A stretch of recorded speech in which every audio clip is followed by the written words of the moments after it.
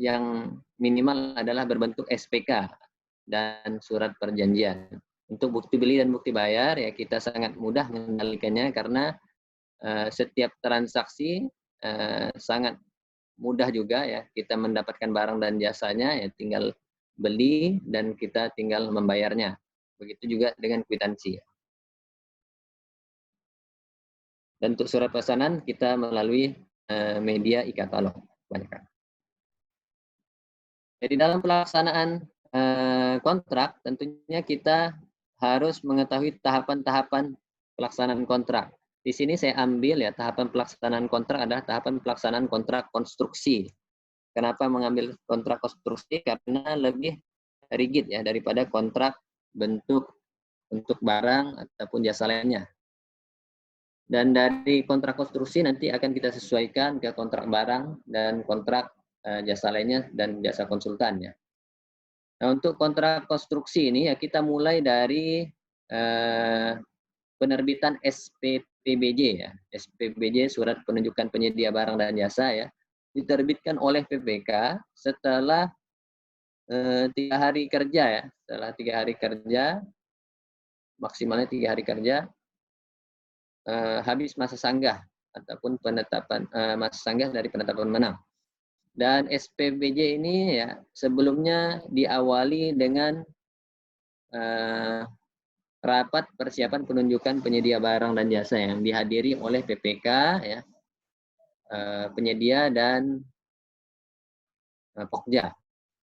Oleh karena itu di dalam penerbitan SPBJ tentunya PPK menerbitkan SPBJ akan meminta kepada penyedia untuk menyiapkan jaminan pelaksanaan pekerjaan sebelum penandatanganan kontrak. Nah, dalam rapat persiapan penandatanganan kontrak nantinya ya PPK akan meminta penyedia membaca secara bersama-sama ya, secara bersama-sama klausul-klausul yang tertuang di dalam syarat-syarat khusus kontrak. Karena syarat-syarat khusus kontrak ini yang akan kita bahas terutama di dalam situasi pengendalian wabah corona ini. Nah, di dalam penandatanganan kontrak ya setelah penandatanganan kontrak kita selaku PPK akan melakukan set take over kepada penyedia yaitu penyerahan lokasi kerja yang mana lokasi pekerjaan pembangunan gedung misalnya ya sudah harus siap lokasinya dan sudah harus siap untuk dilakukan pekerjaan pelaksanaan proyek.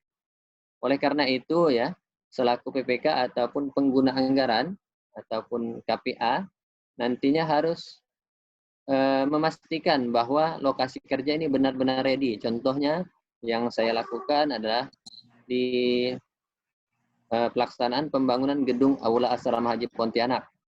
Di pelaksanaan ini ya kita sudah melaksanakan lelang bongkar. Nah, lelang bongkar ini terhadap gedung yang lama ya. Gedung yang lama sudah dibongkar dalam waktu 3 minggu dan 3 minggu lagi kita akan melaksanakan tahapan penandatanganan kontrak terhadap pelaksana fisik. Oleh karena itu setelah bangunan itu roboh, ya bangunan lamanya roboh dan lokasi ready, maka pada saat tersebutlah penyerahan lokasi pekerjaan kepada penyedia. Nah, dengan adanya penyerahan lokasi pekerjaan ya, PPK menerbitkan surat perintah mulai kerja. Surat perintah mulai kerja ini ya ditujukan kepada penyedia dalam waktu maksimal 14 hari kerja setelah penandatanganan kontrak. Nah, dalam waktu 14 hari kerja ini ya kita sangat banyak ya melaksanakan koordinasi dari penyerahan lokasi sampai dengan terbitnya SPMK. Nah, di dalam SPMK ya kita mencantumkan selaku PPK mencantumkan kapan sih penyedia boleh memulai kerja. Oleh karena itu ya ada tanggal mulai kerja sebagai start dari pekerjaan pelaksana dan boleh memobilisasi ya personil, alat dan material di lapangan. Nah, dalam pelaksanaan ini dalam pelaksanaan pekerjaan ya kita akan melaksanakan sekali lagi rapat, namanya rapat persiapan pelaksanaan pekerjaan ataupun pre-konstruksi meeting ya. Kalau di pengadaan barang atau pekerjaan jasa lainnya, ada rapat persiapan pelaksanaan pekerjaan. Nah, oleh karena itu di dalam PCM ini ya, kita sudah membuka pengajuan ataupun pengusulan pembayaran uang muka ya, pengusulan. Untuk pengusulan ini ditandatangani oleh penyedia dan mencantumkan berapa sih kebutuhan pembayaran uang muka ya. Di dalam rancangan kontrak ataupun kontrak sudah disebutkan juga berapa besaran nilainya. Besaran nilainya misalnya maksimal 20% ataupun maksimal 30% untuk usaha kecil. Oleh karena itu ya pembayaran uang muka harus disertai dengan jaminan uang muka yang diterbitkan oleh perusahaan penjamin ataupun asuransi ya. Nah, di dalam pembayaran uang muka ini juga membantu untuk penyedia memobilisasi ya personil, alat dan material. Nah, oleh karena itu adanya sebelum memulai kerja ya adanya kita pengukuran ataupun pemeriksaan bersama, mutual check 0% ataupun penentuan titik lokasi ya, lokasi awal, titik 0 ya. Oleh karena itu di dalam pelaksanaan kontrak ya sudah dimungkinkan hal ini misalnya perubahan kontrak ataupun subkontrak, penyesuaian harga dan keadaan kahar. Nah, untuk penyesuaian harga ini sendiri adalah pekerjaan yang jumlah bulannya lebih dari 18 bulan ya minimal ya untuk kontrak multias. Nantinya ya di dalam kondisi pengendalian keadaan kahar nanti juga ada akan rumusan-rumusan eskalasi harga ya. Kalau misalnya dalam situasi COVID-19 ini ya, walaupun kontrak tersebut di bawah dari 18 bulan ataupun hanya untuk kontrak tahun tunggal. Nantinya akan kita coba lihat kembali ya, bagaimana keadaan kahar ini merubah ataupun akan berakibat kepada pembiayaan terhadap proyek ya. Oke, ini tahapan-tahapannya sampai dengan prestasi pekerjaan dan serah terima nanti kita bahas di pos selanjutnya ya. Nah, ini tahapan pengendaliannya ya dimulai dari penandatanganan kontrak sampai dengan pengakhiran kontrak. Nah, ini kita bagi pertama adalah masa persiapan penandatanganan kontrak ya, masa persiapan pelaksanaan kontrak dan masa pelaksanaan kontrak. Nah, masa pelaksanaan kontrak ini yang sangat panjang menggunakan hari kalender dan serta masa pemeliharaan. Nah, di dalam penandatanganan kontrak ya perlu kita perhatikan yaitu dokumen kontrak dan kelengkapannya. Kelengkapannya terhadap kontrak adalah pertama adalah biaya ya. Jadi ada dokumen biaya, dokumen kontrak dan kelengkapannya tentunya ada dokumen biaya yang diambil dari harga penawaran ataupun harga yang sudah dilaksanakan negosiasi ya. Jadi ada harga penawaran dan harga yang setelah negosiasi. Untuk pekerjaan-pekerjaan seperti konsultan ya, itu ada klarifikasi dan negosiasi teknis dan biaya. Maka dari itu bisa dimungkinkan adanya negosiasi ataupun hanya satu penawaran yang masuk di dalam penawaran. Di dalam pelaksanaan dokumen di dalam pelaksanaan penandatan kontrak ya kita harus melihat kelengkapan RKK yang disajikan oleh penyedia ya. Rencana penandatangan kontrak ya, pemberdayaan tenaga kerja ataupun praktik magang ya kalau misalnya ada yang dikehendaki untuk pelaksanaan magang. Kemarin saya juga menerima beberapa masukan selama bekerja selaku PPK ada dari untuk pelaksanaan pemagangan. Dan kita juga memperhatikan jaminan uang muka ya, ketentuan bentuk, isi dan waktu penyerahannya juga disampaikan di dalam penandatanganan kontrak ya. Serta ada jaminan pelaksanaan ya, jaminan pelaksanaan yang dituntut untuk disiapkan di dalam penandatanganan kontrak. Asuransi ya, seluruh pekerjaan juga sudah kita lindungi dengan asuransi, ya, terutama dengan keikutsertaan di BPJS ya, ataupun BPJS Ketenagakerjaan, yaitu asuransi jaminan kecelakaan kerja dan jaminan kematian. Ya. Hal yang telah diklarifikasi dan dikonfirmasi pada saat evaluasi penawaran, serta hal yang telah diklarifikasi dan dikonfirmasi pada saat rapat persiapan penunjukan penyedia. Jadi kalau ada kekurangan-kekurangan dokumen ataupun kekurangan-kekurangan informasi, maka saat persiapan penandatangan kontrak ini kita minta selaku PPK. Oke, awalnya sebelum penandatangan kontrak wajib memastikan isian kualifikasi ya melalui dokumen kualifikasi yang disajikan oleh penyedia. Apabila terdapat isian kualifikasi yang tidak valid, maka kontrak tidak dapat ditandatangani ataupun penundaan. Jadi kita tunda ya setelah lengkap baru kita melaksanakan penandatangan kontrak. Tetapi ada batasannya ya. Batasannya adalah penandatangan kontrak dilakukan paling lambat 14 hari kerja setelah terbit SPPBJ. Maka dari itu kalau tidak siap untuk berkontrak, PPK dapat memanggil penyedia ataupun yang ditunjuk sebagai cadangan satu ya, jika ada. Dan setelah menyerahkan jaminan pelaksanaan, ya kita juga memperhatikan ketentuan dari besaran jaminan pelaksanaan. Besarannya sudah pasti dari 5% ya, angkanya 5%. Tetapi apabila harga penawaran terkoreksi kurang dari 80%, ya kita memintanya 5% dari harga kontrak ya.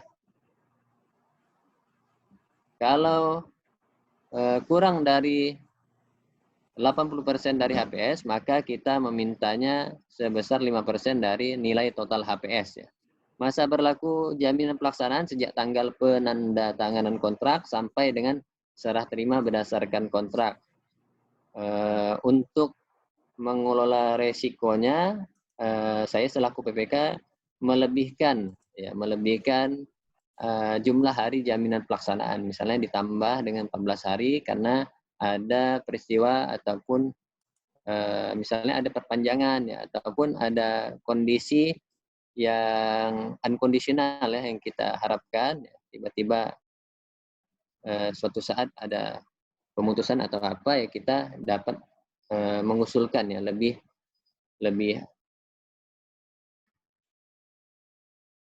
Nah, PPK dan penyedia tidak diperkenankan mengubah substansi dokumen ya sampai dengan penandatanganan kontrak. Jadi apabila ditemukan ya perbedaan antara jumlah hari pelaksanaan pekerjaan misalnya yang melebihi tahun anggaran, nah, maka itu boleh diubah.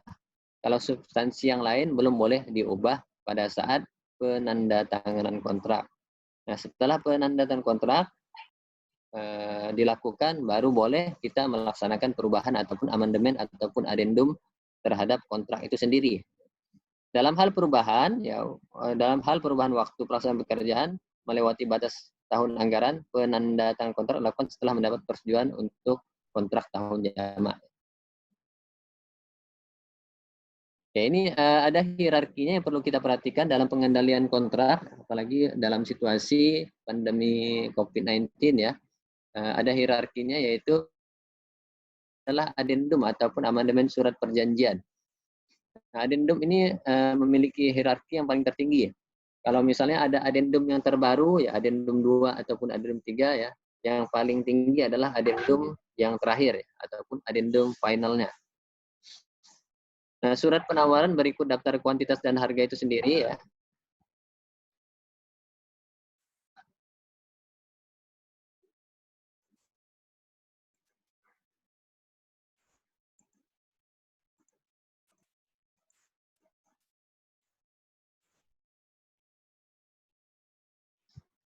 Ya. Surat penawaran ya, berikut daftar kuantitas dan harga itu sendiri yang disampaikan oleh rekanan ataupun penyedia ya. Syarat-syarat khusus kontrak ya lebih tinggi ya dibanding dengan syarat-syarat umum kontrak. Nah, spesifikasi khusus lebih tinggi daripada spek umum dan gambar serta dokumen lainnya seperti jaminan, SPJ, BAHP dan BAPP. Nah, untuk kontrak lumsum ataupun kontrak harga satuan tentu berbeda ya antara gambar dengan DKH, daftar kuantitas dan harga. Lebih tinggi yang mana nantinya juga kita akan buka ya. Seperti apa kalau misalnya kontrak lumsum ataupun kontrak harga satuan. Nah, banyaknya rangkap yang kita siapkan sekurang-kurangnya 2 ya, 2 kontrak. Nah, ini yang perlu kita siapkan. Untuk pihak yang lain bukan direksi atau yang namanya tidak disebutkan dalam akta pendirian dapat menandatangani kontrak sepanjang pihak tersebut adalah pengurus ataupun karyawan perusahaan yang berstatus sebagai tenaga tetap ya. Jadi boleh diwakilkan kepada tenaga tetap yang sudah mendapat delegasi ataupun kuasa ya yang sah dari direksi berdasarkan akta pendirian ataupun akta perubahan ataupun anggaran dasar yang menandatangani kontrak. Nah, bagaimana dengan situasi pandemi COVID-19 ini ya? Nah, dalam situasi ini ya kita ada melihat ya instruksi Presiden nomor 4 tahun 2020 ini ditujukan kepada Kementerian dan terkhusus kepada Kementerian PUPR ya tentang refocusing ya. Jadi ada pemukusan anggaran, pemukusan kegiatan ya, realokasi anggaran serta pengadaan barang dan jasa dalam rangka percepatan penanganan coronavirus. Nah, oleh karena itu ya, ada beberapa kegiatan kita yang sudah berkontrak sebelum pandemi corona ini ya, berakibat terhadap pemotongan anggaran. Maka dari itu boleh ya untuk melaksanakan pemotongan anggaran. Dan di dalam pemotongan anggaran tentunya ini kebijakan dari PA ataupun Kementerian Keuangan ya sebagai apa namanya ya untuk pengesahan DIPA-nya ya.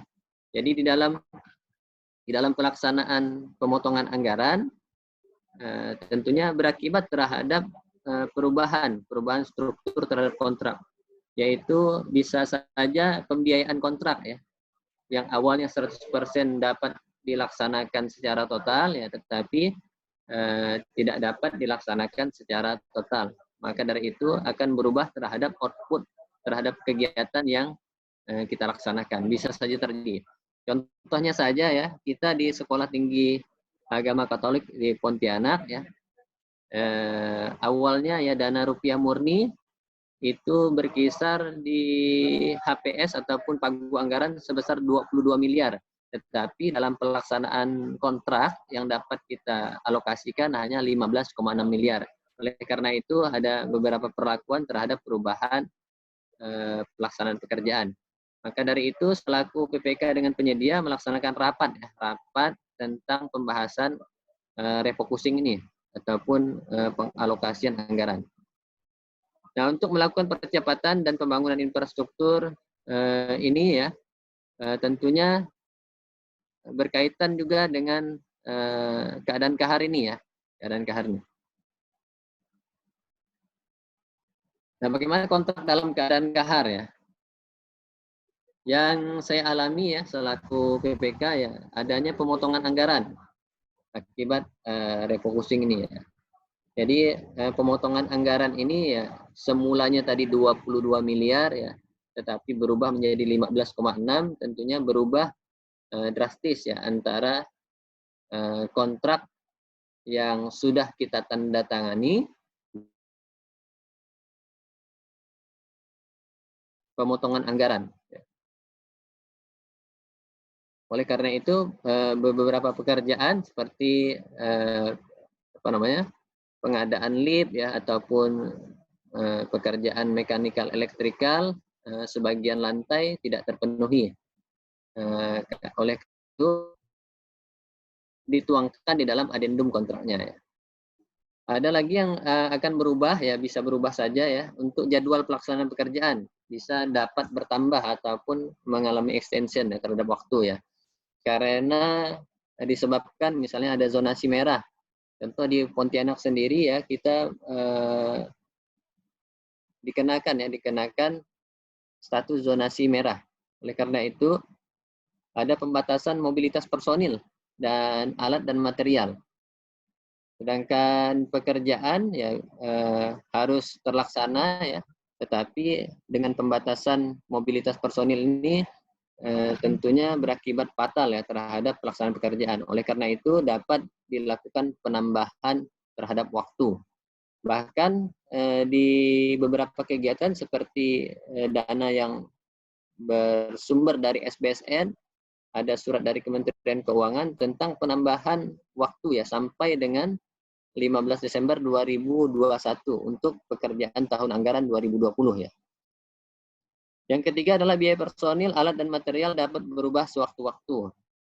Nah, namanya juga di dalam keadaan kahar ya, keadaan ini berakibat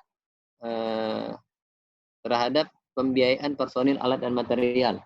Bisa saja ya biaya personil menjadi tinggi karena langka orang yang akan bekerja ya, ataupun untuk dipekerjakan. Alat juga sulit ya untuk didapat, ataupun bisa saja ya ada beberapa material ya yang naik harganya ataupun harganya berubah drastis turun karena barang tidak laku ya, ada juga. Jadi ada beberapa material ya yang bisa saja naik harganya ataupun drastis turun. Nah, ini harganya dapat berubah sewaktu-waktu ya. Apalagi barang dan jasa misalnya diperlukan barang dan jasa adalah impor ataupun tidak ada di Provinsi Kalimantan Barat misalnya. Jadi harus ada pasokan dari luar provinsi. Nah, ini juga berakibat ya terhadap pelaksanaan pekerjaan dalam keadaan kahar. Nah, ini keadaan kahar ya. Keadaan kahar adalah suatu keadaan yang tidak terbatas ya pada bencana alam, bencana non alam, bencana sosial, pemogokan, kebakaran, kondisi cuaca ekstrim dan gangguan industri lainnya. Jadi pernah ya kita mendapatkan ujian seperti bencana alam ya, itu juga termasuk dalam keadaan kahar. Contoh di Palu ya, NTB dulu ya, Aceh dan lain-lain ya. Bencana non alam bisa disebabkan ya pemogokan kerja, ada juga ya gangguan industri dulu pernah juga ya di Batam ya terutama pernah terlaksana, ataupun cuaca ekstrim untuk yang di alam. Nah, tentunya keadaan kahar ini adalah ketentuan di luar dari kehendak para pihak dalam berkontrak. Jadi tidak dikehendaki oleh PPK, pejabat penandatan kontrak, dan tidak juga dikehendaki oleh penyedia ya. Maka dari itu dinyatakan dalam keadaan kahar. Nah, kalau misalnya ada kesalahan di PPK, peristiwanya disebut kompensasi ya. Kalau ada kesalahan di penyedia, peristiwanya disebut wan prestasi. Nah, ini PPK dengan penyedia tidak ada yang salah ya, tetapi di luar dari kehendak para pihak. Tidak dapat diperkirakan sebelumnya. Nah, ini juga tidak dapat kita memperkirakannya ya, karena bencana pandemi corona ini kita tidak tahu tiba-tiba dunia heboh dengan virus ini ya, dan berakibat terhadap pengadaan barang dan jasa. Kewajiban yang ditentukan dalam kontrak menjadi tidak terpenuhi. Nah, dengan adanya pandemi corona ini ya, untuk pelaksanaan pekerjaan, seluruh penyedia ya tidak bisa melaksanakan pekerjaan secara totalitas. Dikarenakan ya, keterbatasan tadi. Ada keterbatasan personil, ada keterbatasan alat, ada keterbatasan material.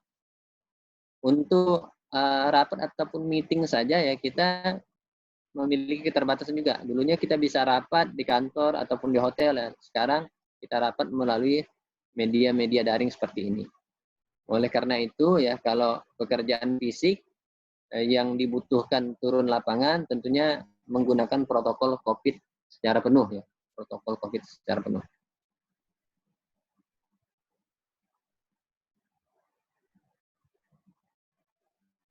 Nah, untuk memitigasi keadaan kahar ini di dalam kontrak ya, di dalam pengendaliannya kita dapat memberikan ruang, selaku PPK memberikan ruang waktu ya untuk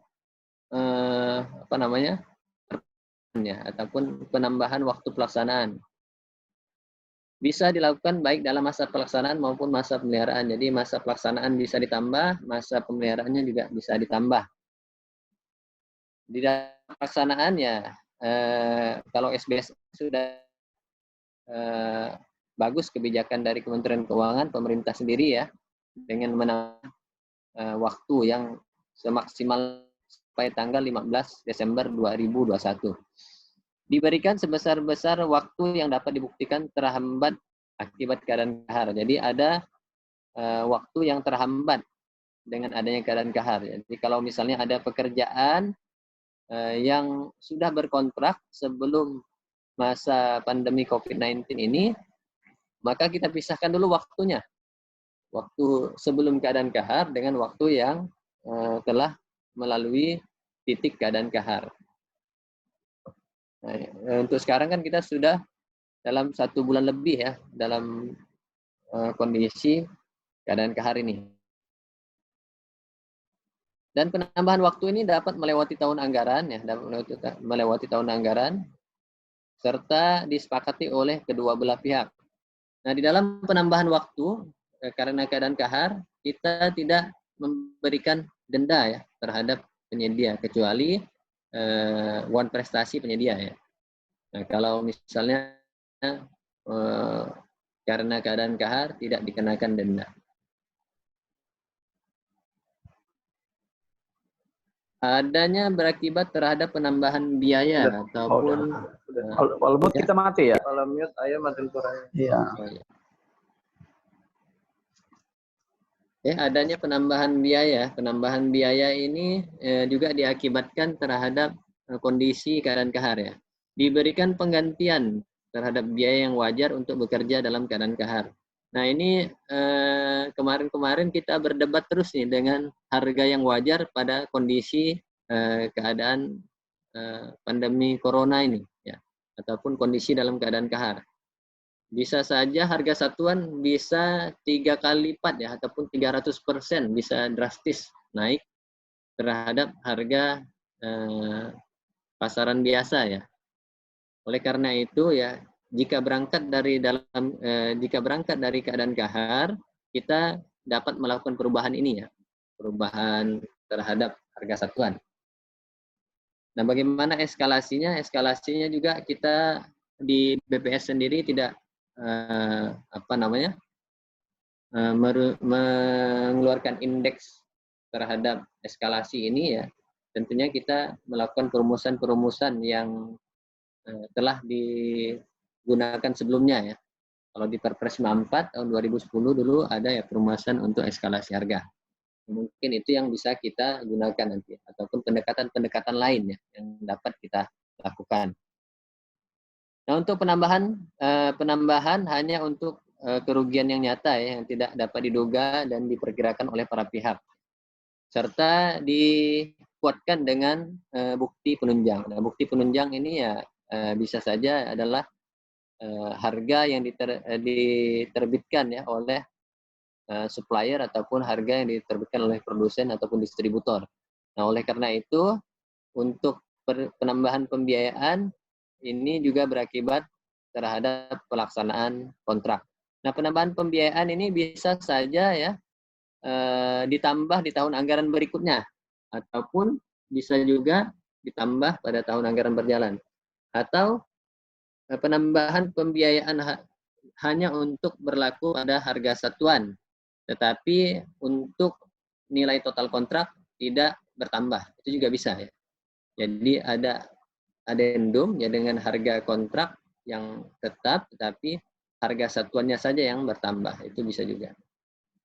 Tergantung dari kesiapan anggaran yang disiapkan oleh PA ya.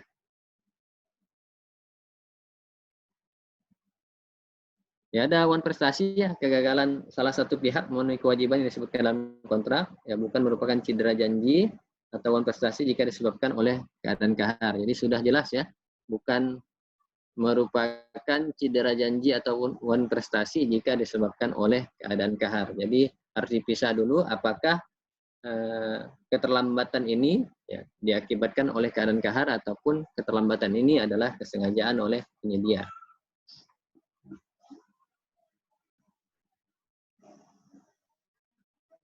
Nah, kita memulai dari instruksi Menteri PUPR yang nomor 2 tahun 2020 ya. Ini diterbitkan tanggal 27 Maret 2020 ya. Untuk pelaksanaan proyek ya, yang berjalan dalam situasi pandemi corona ini ya, pengguna dan penyedia wajib membentuk Satgas Pencegahan Covid. Nah, oleh karena itu ya, di dalam pelaksanaan di lapangan ya, selain personil inti ataupun personil manajerial ya, kita harus membentuk Satgas nih, satuan tugas untuk pencegahan COVID-19. Nah, di dalam membentuk Satgas ini kita membentuknya secara bersama-sama ya, antara pengguna ya diwakili oleh tim PPK ataupun tim PA ya, dengan tim penyedia ya, Satgasnya. Yang kedua adalah mengatur penghentian sementara proyek ya. Jadi bisa saja dihentikan proyeknya sementara ya. Dalam hal ya, memiliki resiko tinggi akibat lokasi proyek berada di pusat sebaran. Misalnya di dalam pandemi corona ini ya, kita sudah dinyatakan adalah zona merah. Nah, maka dari itu ya, bisa dihentikan untuk sementara waktu ya, sampai dengan dicabutnya status zona merahnya. Yang kedua adalah telah ditemukan pekerja yang positif atau berstatus pasien dalam pengawasan.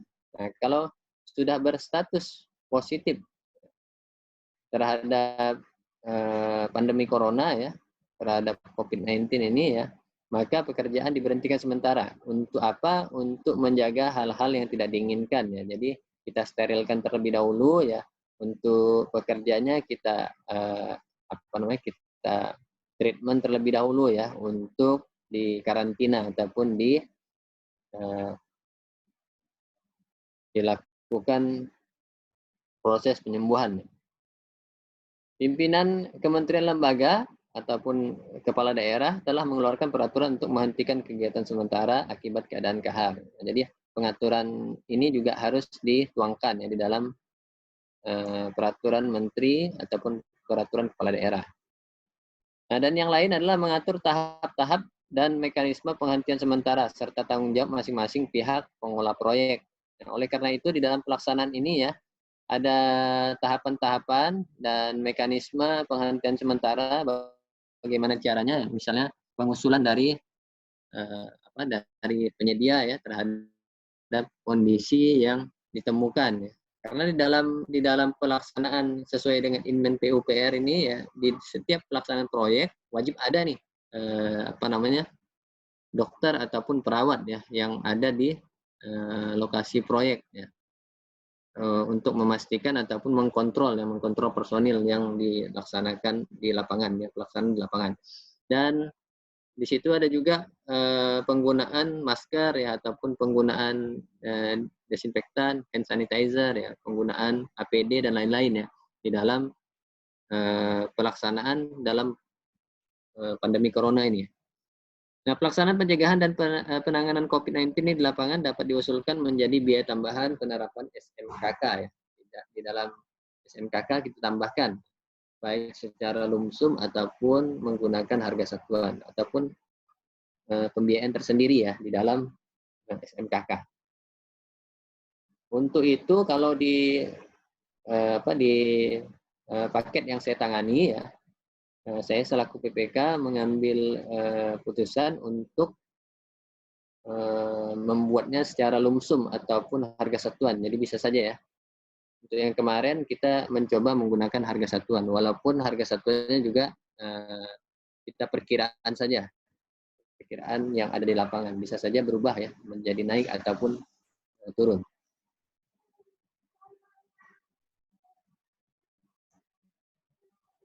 Nah, prinsip pelaksanaan proyek dalam situasi wabah COVID-19 ini ya, kita mencoba ya menjamin keberlanjutan program pembangunan nasional. Nah, pelaksanaan pembangunan proyek untuk mendukung pelayanan umum pada masyarakat. Jadi selaku PPK juga punya peran strategis ya untuk menjamin keberlanjutan ini. Nah, asal regulasinya ada. Nah, ini sudah diterbitkan regulasinya tentang SBSN ya, terutama sampai dengan tahap di tahun 2021 ya. Jadi 15 Desember 2021 tahapan paling akhir dalam pelaksanaan pekerjaan. Nah, oleh karena itu dengan ada space ruang dan waktu tersebut, ya selaku PPK dapat mengatur ulang jadwal pelaksanaan pekerjaan di lapangan ya. Yang kedua adalah memprioritaskan penjagaan terhadap keselamatan dan kesehatan kerja termasuk keselamatan publik dan lingkungan. Selaku owner ya, selaku pemilik proyek, kita melaksanakan ataupun memberikan prioritas terhadap keselamatan dan kesehatan kerja ya.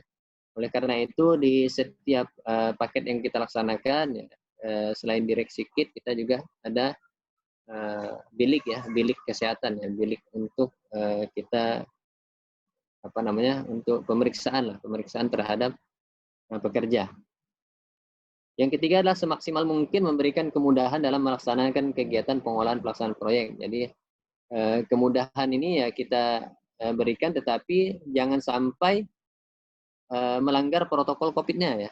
Ya, jadi yang terutama adalah protokol COVID-nya yang kita harus laksanakan.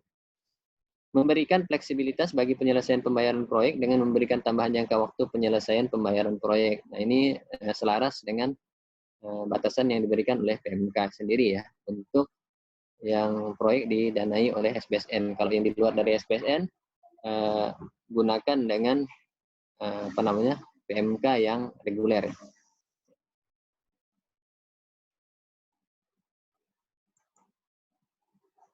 Nah, ini kasus di lapangan nih, kasus di lapangan yang kita tangani ya. Calon pemenang ya sudah ditetapkan sebagai calon pemenang ya, siap untuk PAM ataupun SPBJ. Tapi calon pemenang ini menolak untuk diterbitkan SPBJ karena ada pemotongan anggaran. Nah, ini terjadi ya di lapangan. Pagu yang tersisa oleh pemotongan anggaran ini 15,6 miliar ya, tetapi di dalam pelaksanaan ya, awalnya berkontrak 17,9 seperti itu. Dan akhirnya si pelaksana mengundurkan diri ya untuk bertanda tangan kontrak. Jadi ini tidak dikenakan daftar hitam ya, karena bukan kehendak dari penyedia, bukan juga kehendak dari PPK terhadap keadaan kahar ini.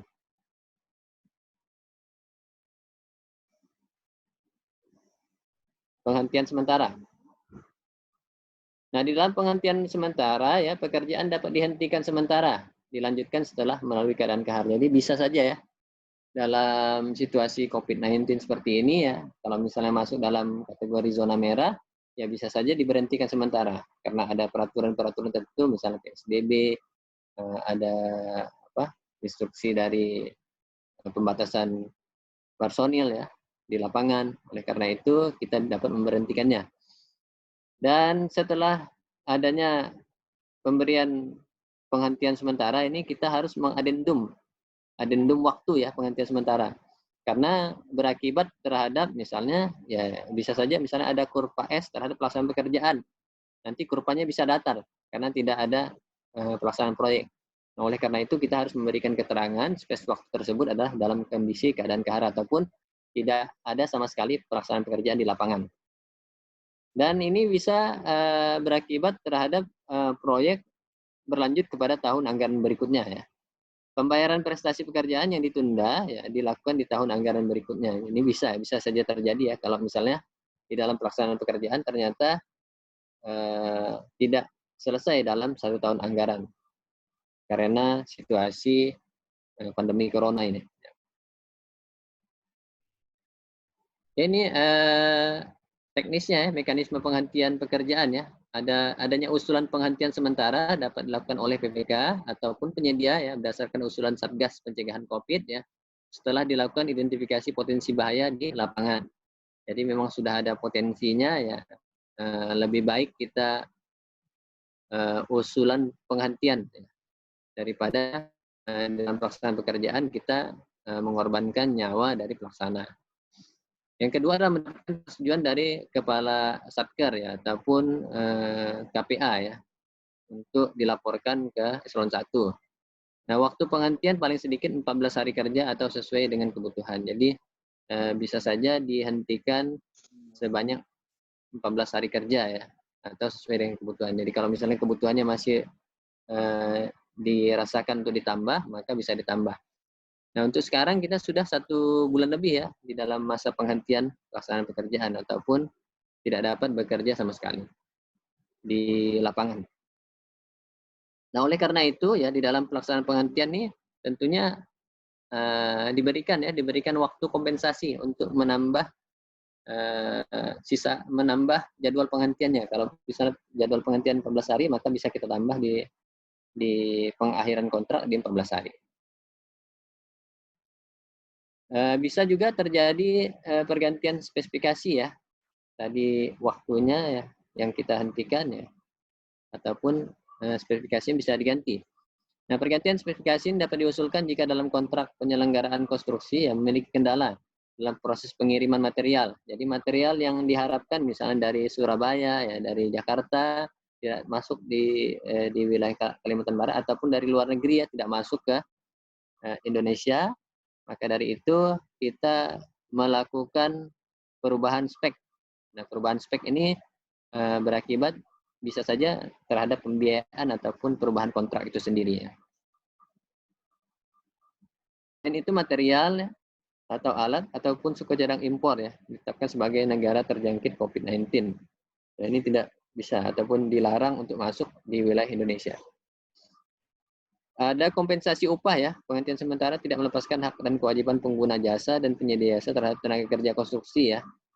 Nah, dengan ada penghentian ini ya kita harus memberikan kompensasi ya terhadap upah tenaga yang ada di lapangan. Jadi memang di dalam pelaksanaan pekerjaan ya sudah menjadi tanggung jawab kita ya terhadap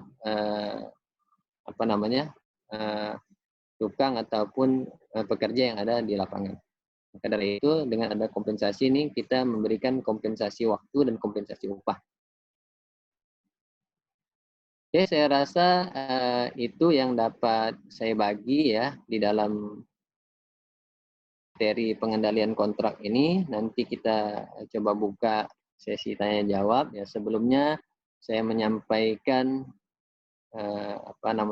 selamat hari ulang tahun terhadap Ikatan Fungsional Pengadaan Indonesia ya, karena hari jadi kita kemarin yang akan dirayakan di kota Yogyakarta ya tertunda, dan kita dapat berkumpul di sini adalah suatu momen yang baik juga untuk mengucapkan kepada rekan-rekan insan Ikatan Fungsional Pengadaan Indonesia.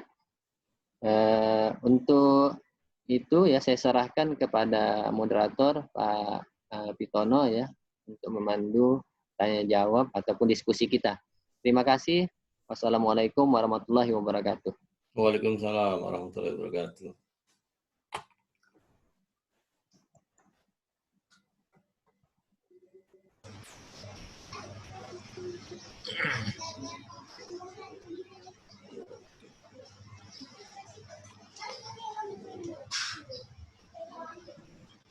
Halo, Assalamualaikum Pak Bit.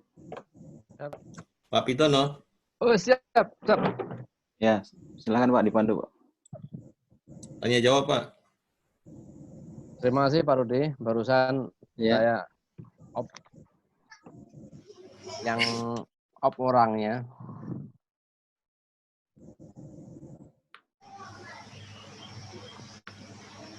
Sampai di mana tadi ulangi Pak Rudi? Ya. Tanya jawab Pak. Tanya jawab. Tanya jawab ya.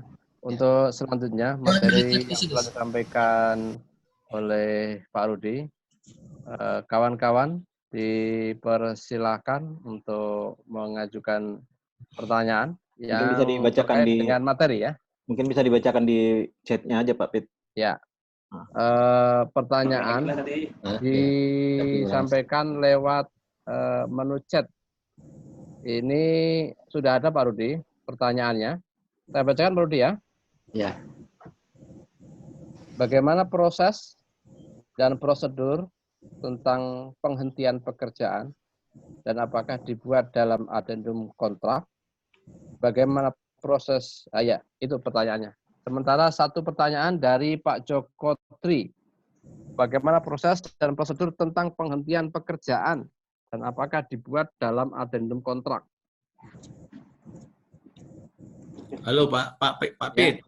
Mohon maaf Pak Rudi, itu sebelumnya ada pertanyaan mekanisme kompensasi upah itu gimana gitu? Oh iya, oke. Nah, Dari Bu Flora. Ya, saya jawab satu persatu ya. iya. Ya, ada di chat, Pak Rudi. Ya, oke, saya baca ya.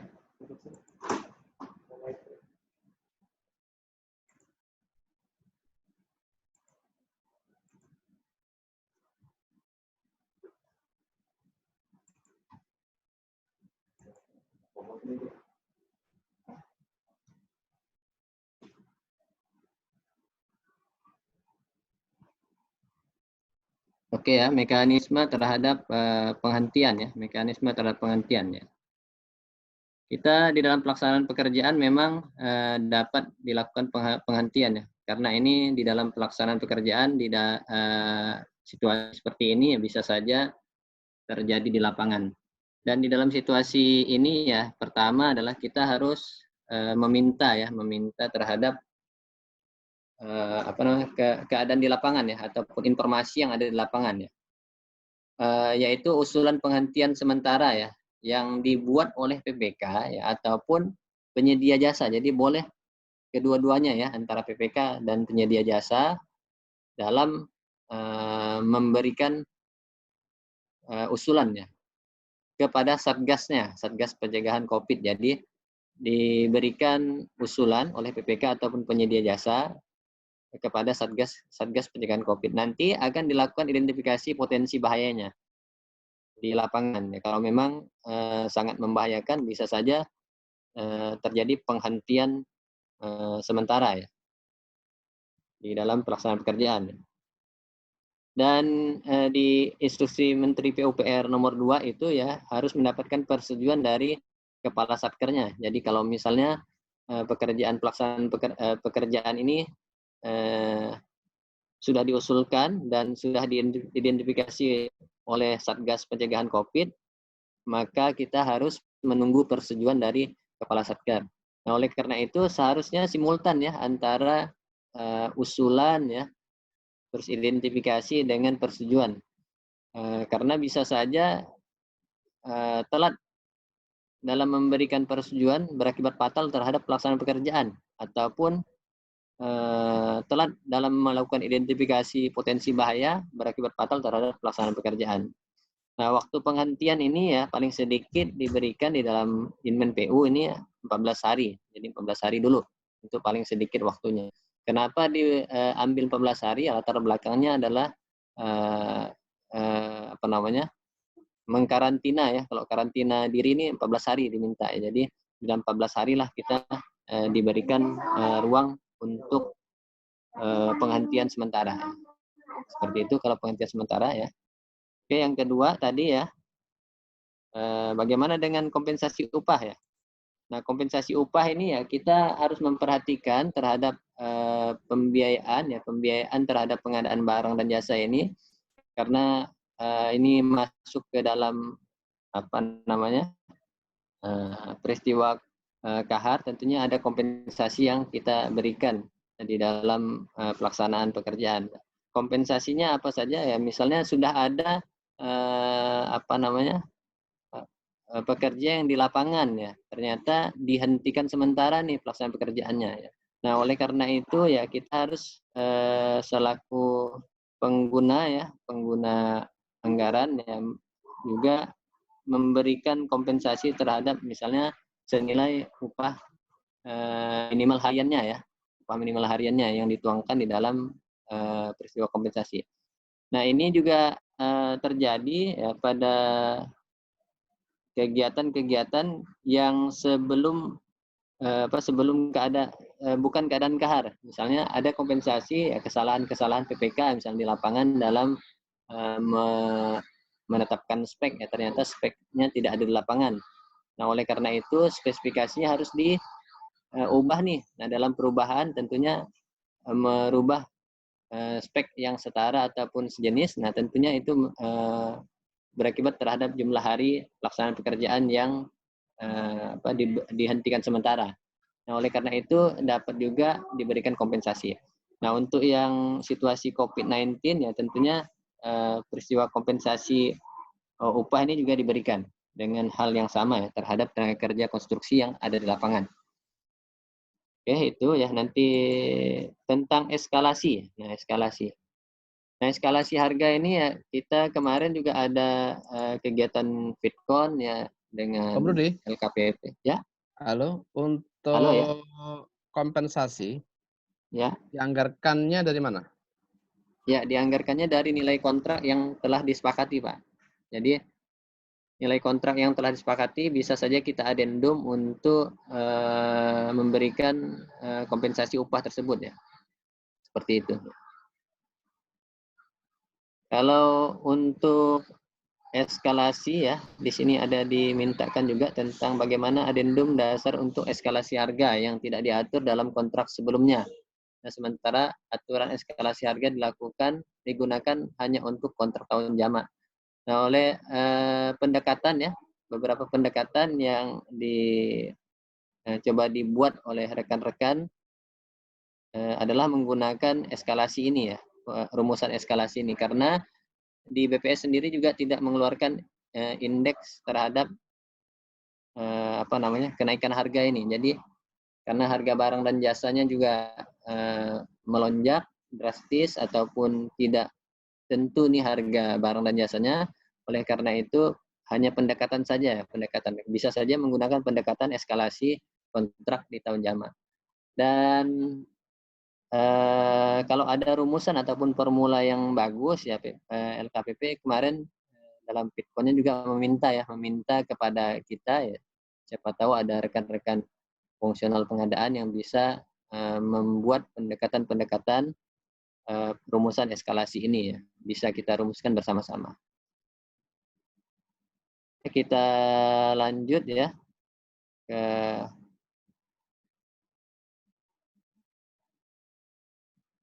pekerjaan yang sudah berkontrak sebelum munculnya keadaan darurat. Nah, kemudian dihentikan saat keadaan darurat, maka dapat dihentikan secara permanen atau dihentikan sementara dan dilanjutkan setelah darurat COVID ini berakhir atau dilanjutkan pada tahun anggaran berikutnya. Nah, pertanyaannya ya, apabila dilanjutkan pada tahun anggaran berikutnya, apakah cukup dengan kesepakatan antara PPK dengan penyedia atau juga harus ada keterlibatan PA-KPA yang berwenang dalam ketersediaan anggaran? Oke, ini ada ya, dijelaskan juga tentang pekerjaan yang diberhentikan sementara dan berakibat terhadap pelaksanaan pekerjaan di tahun anggaran berikutnya. Oleh karena itu ya, kalau menambah ataupun memunculkan anggaran di tahun berikutnya, tentunya harus ada persetujuan dari PA itu sendiri ya, misalnya menteri ataupun pimpinan lembaga ya, untuk kesiapan anggarannya.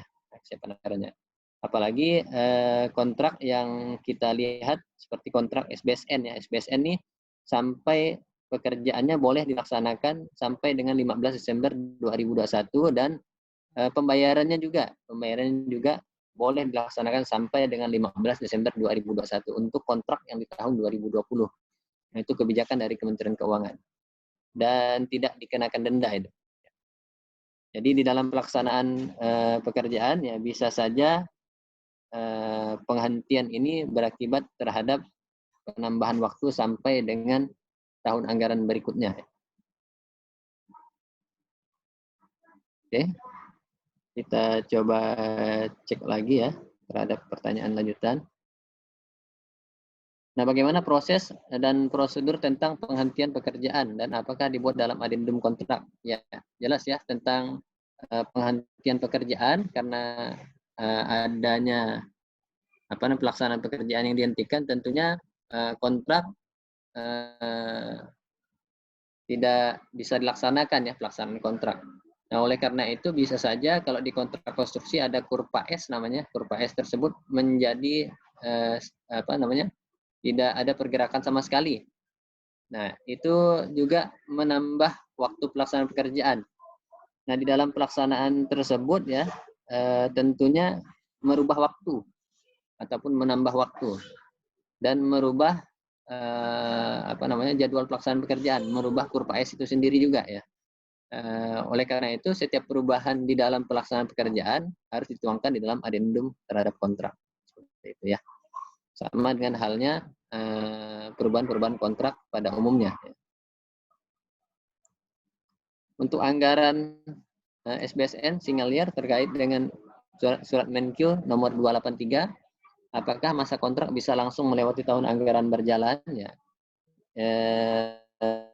Kita lihat terlebih dahulu ya tahapan awal pelaksanaan pekerjaan ya untuk di tahun anggaran 2020 apakah sudah berkontrak atau belum ya.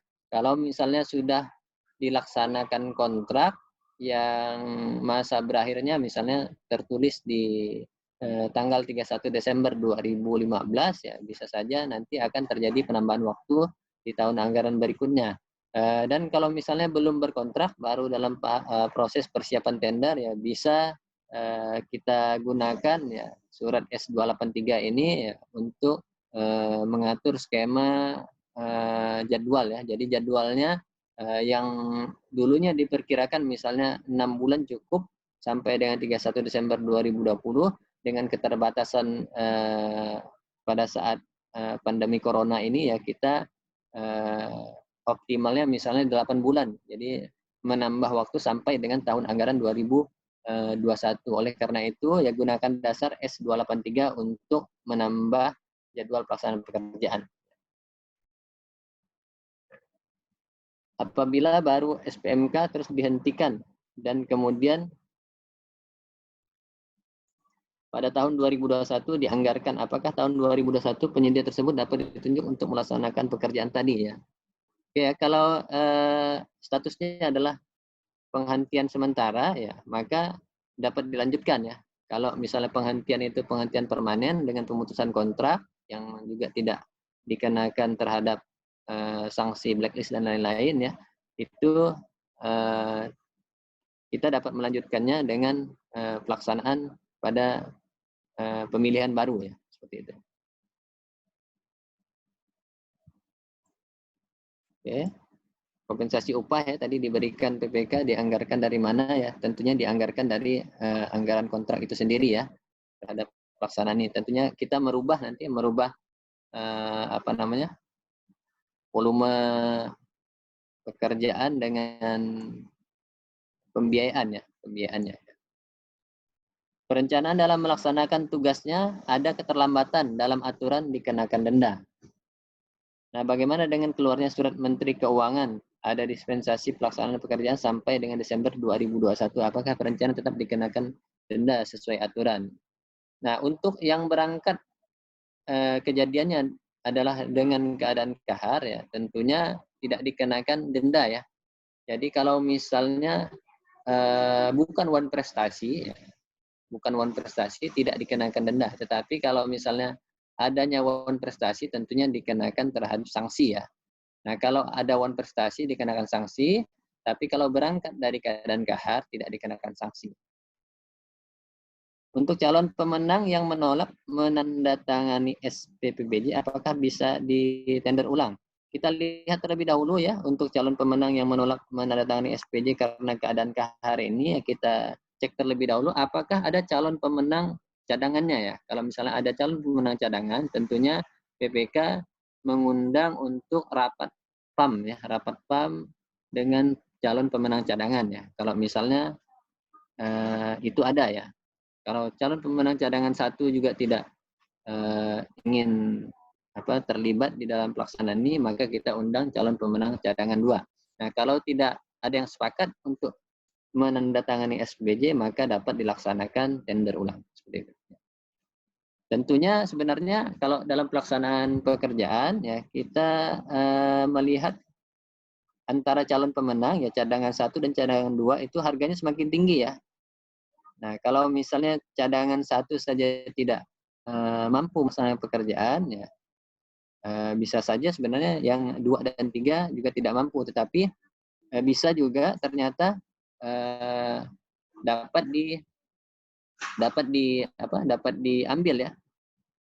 Kalau misalnya ternyata contoh ya yang saya berikan case-nya adalah pemotongan anggaran misalnya, pemotongan anggaran. Ternyata anggaran tadi yang 22 juta ya, di dalam pagu anggaran di dalam apa? Di dalam HPS ya 22 juta. Ternyata dalam pelaksanaan kontrak ada pemotongan anggaran refocusing misalnya berubah menjadi 15,6. Nah, sedangkan penawaran pertama misalnya calon pemenang itulah 17,9 misalnya. Pemenang kedua ya, cadangan satu adalah 19,1 misalnya seperti itu. Nah, oleh karena itu ya bisa saja yang calon pemenang itu mengundurkan diri ya, tidak mampu melaksanakan pekerjaan karena situasi pandemi corona ini. Kalau berangkat dari keadaan kahar tentunya tidak dikenakan sanksi blacklist ya untuk pengunduran dirinya. Tapi kalau misalnya yang kedua juga tidak mampu ya berarti tidak ada pemenang lanjutan lagi ya. Maka dari itu kita bisa melaksanakan tender ulang. Dengan keluarnya surat dari Menkyu tentang batas pelaksanaan konstruksi sampai dengan Desember 2021, bagaimana dengan kontraknya? Apakah dirubah menjadi tahun jamak atau tetap dengan kontrak awal? Dan bagaimana isi redaksi kontraknya? Oke ya. Tahapan ini ya kita tetap di kontrak tahun tunggal ya, tahun tunggal di tahun 2020. Tetapi masa pelaksanaan pekerjaannya saja yang sampai dengan 2021 karena bukan kontrak multias ya, kecuali memang merubah persetujuan ya, persetujuan kontrak tahun tunggal menjadi kontrak tahun jamak. Nah, jangka waktu ini juga diakibatkan ya dengan dasar S283 tersebut dan dengan dasar terhadap keadaan kahar ya. Jadi tentunya di dalam pelaksanaan pekerjaan dengan berdasar S283 ini kita tinggal merubah jangka waktu pelaksanaannya, mengadendum jangka waktu pelaksanaan pekerjaannya sampai dengan maksimal Desember 2021 ya. Oke, kita lanjut dari pertanyaan Pak Sugeng ya. Apakah pengadaan barang, penunjang posko, sprayer, galon, sabun dan lain bisa menggunakan SE LKPP nomor 3 tahun 2020? Oke, ini kebetulan temanya lain ya, pengadaan barang penunjang posko. Ini yang SE nomor 3 ini yang tentang pengadaan daruratnya itu sendiri ya. Kalau yang tadi kan kita membahas tentang kontrak yang berakibat terhadap COVID-19 ya. Tapi bisa juga dijelaskan terhadap SE LKPP nomor 3 tahun 2020 ini ya, tentunya yang menunjang untuk pengadaan di COVID-19 ya. Apakah ini termasuk dalam kategori pengadaan barang yang menunjang COVID-19 ini ya. Kalau misalnya menunjang dalam situasi pandemi corona ini, posko ini ya berarti kita bisa berdasarkan SE 3 tahun 2020. Ya, dari Pak Ahmad Ahmad Fadil ya. Kalau dari nilai kontrak, artinya output kontrak tidak terpenuhi karena anggaran sudah dikurangi untuk kompensasi. Apakah PPK tidak berisiko karena membayarkan sesuatu di luar anggaran yang disepakati dalam DIPA? Ya, oke, nilai kontrak yang tidak terpenuhi ya, karena anggaran sudah dikurangi, tentunya kita merubah ya. Yang kita ubah adalah merubah output ataupun spesifikasinya ya. Jadi yang kita ubah bisa ubah adalah outputnya, output pelaksanaan pekerjaan. Misalnya tadi kalau dengan nilai total yang awal berkontrak di 17,9 M itu pekerjaan selesai 100%, tapi karena refocusing ya menjadi 15,6 M, pekerjaan bisa saja hanya selesai 84%. Maka kita akan melakukan penyisiran ya, penyisiran terhadap item-item apa saja yang akan kita kurangi ya. Sehingga output pelaksanaannya memang berkurang ya. Jadi kita lihat saja misalnya dalam paket pekerjaan pembangunan gedung kuliah Setakat Negeri Pontianak misalnya, kita mengurangi item liftnya misalnya. Jadi liftnya tidak kita adakan, yang kita adakan hanya rumah liftnya saja. Gitu. Jadi barang dan jasa pengadaan liftnya bisa dialokasikan di tahun anggaran berikutnya. Seperti itu. Jadi tidak kita memaksakan untuk wajib memenuhi 100% ya, karena kondisi keadaan kahar. Apalagi dengan adanya kenaikan harga barang dan jasa ya. Oke, dari Pak Ahmadi ya. Misal pekerjaan konstruksi dihentikan karena lokasi masuk zona merah ya, COVID yang parah, yang wabah ini tak kunjung selesai, yang berakibat pekerjaan jauh melewati waktu bahkan tahun anggaran. Semoga tidak terjadi ya. Bagaimana perlakuan pekerjaan ya para pihak yang terkait selanjutnya ya. Untuk itu ya kita berpegang lagi pada prinsip pengadaan ya efektif, efisien, akuntabel ya.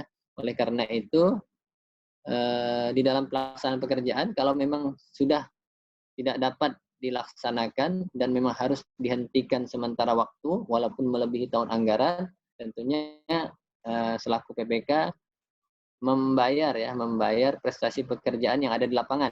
Jadi prestasi pekerjaan yang terakhir ya kita opname, kita lakukan pembayaran terhadap penyedia.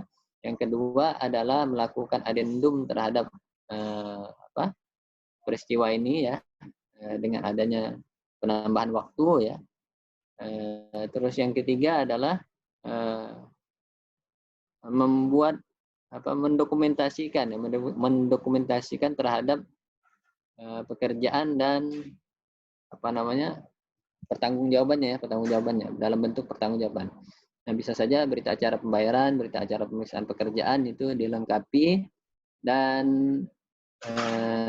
untuk lebih kuat lagi ya bisa saja kita minta tinjauan dari APIP itu sendiri ya. Oke, keluarnya surat Kemenkyu dari Pak Muhammad Naim ya. Keluarnya surat Kemenkyu batas pelaksanaan terakhir Desember 2021. Bagaimana dengan kontrak pengawasan konstruksi? Apakah mengikuti atau bagaimana ya? Tentunya ya kontrak pengawasan itu sudah jelas menggunakan waktu penugasan ya. Kalau menggunakan waktu penugasan maka dari itu kita menambah waktu penugasannya. Nah, waktu penugasan yang bertambah ini ya untuk sementara waktu, kalau misalnya waktu penugasannya juga di stop ya, bisa saja kan di stop waktunya ya, karena tidak ada kegiatan, kita stop ya, kita lakukan perubahan adendum. Dan untuk penambahan waktunya sampai dengan 2021 ini juga kita perhitungkan terhadap pembiayaannya ya. Nah, bagaimana dengan misalnya pagu anggaran tidak mencukupi ya terhadap penambahan pagu konsultan pengawasnya. Oleh karena itu PA ya usahakan untuk selaku PPK usahakan untuk berkoordinasi dengan KPA ataupun PA untuk mengeluarkan ataupun menambah pembiayaan ya di tahun berikutnya ya sebesar penambahan waktu penugasannya, karena kejadian ini adalah kejadian di dalam situasi bukan wan prestasi dari penyedia. Apakah penundaan ya pekerjaan sampai dengan Desember 2001 berlaku juga pekerjaan yang dibiayai oleh APBD? Nah, ini saya belum lihat ya untuk regulasi yang ada di APBD, apakah Permendagri ataupun Kementerian Keuangan mengaturnya ya. Untuk yang di KL tentunya sudah ada ya, tetapi tahapan prosesnya mungkin sama ya terhadap pelaksanaan kondisi darurat COVID-19 ini ya. Karena untuk yang penundaan pekerjaan sampai dengan Desember 2021 ini hanya keluar untuk dana yang dikeluarkan melalui dana SBSN ya.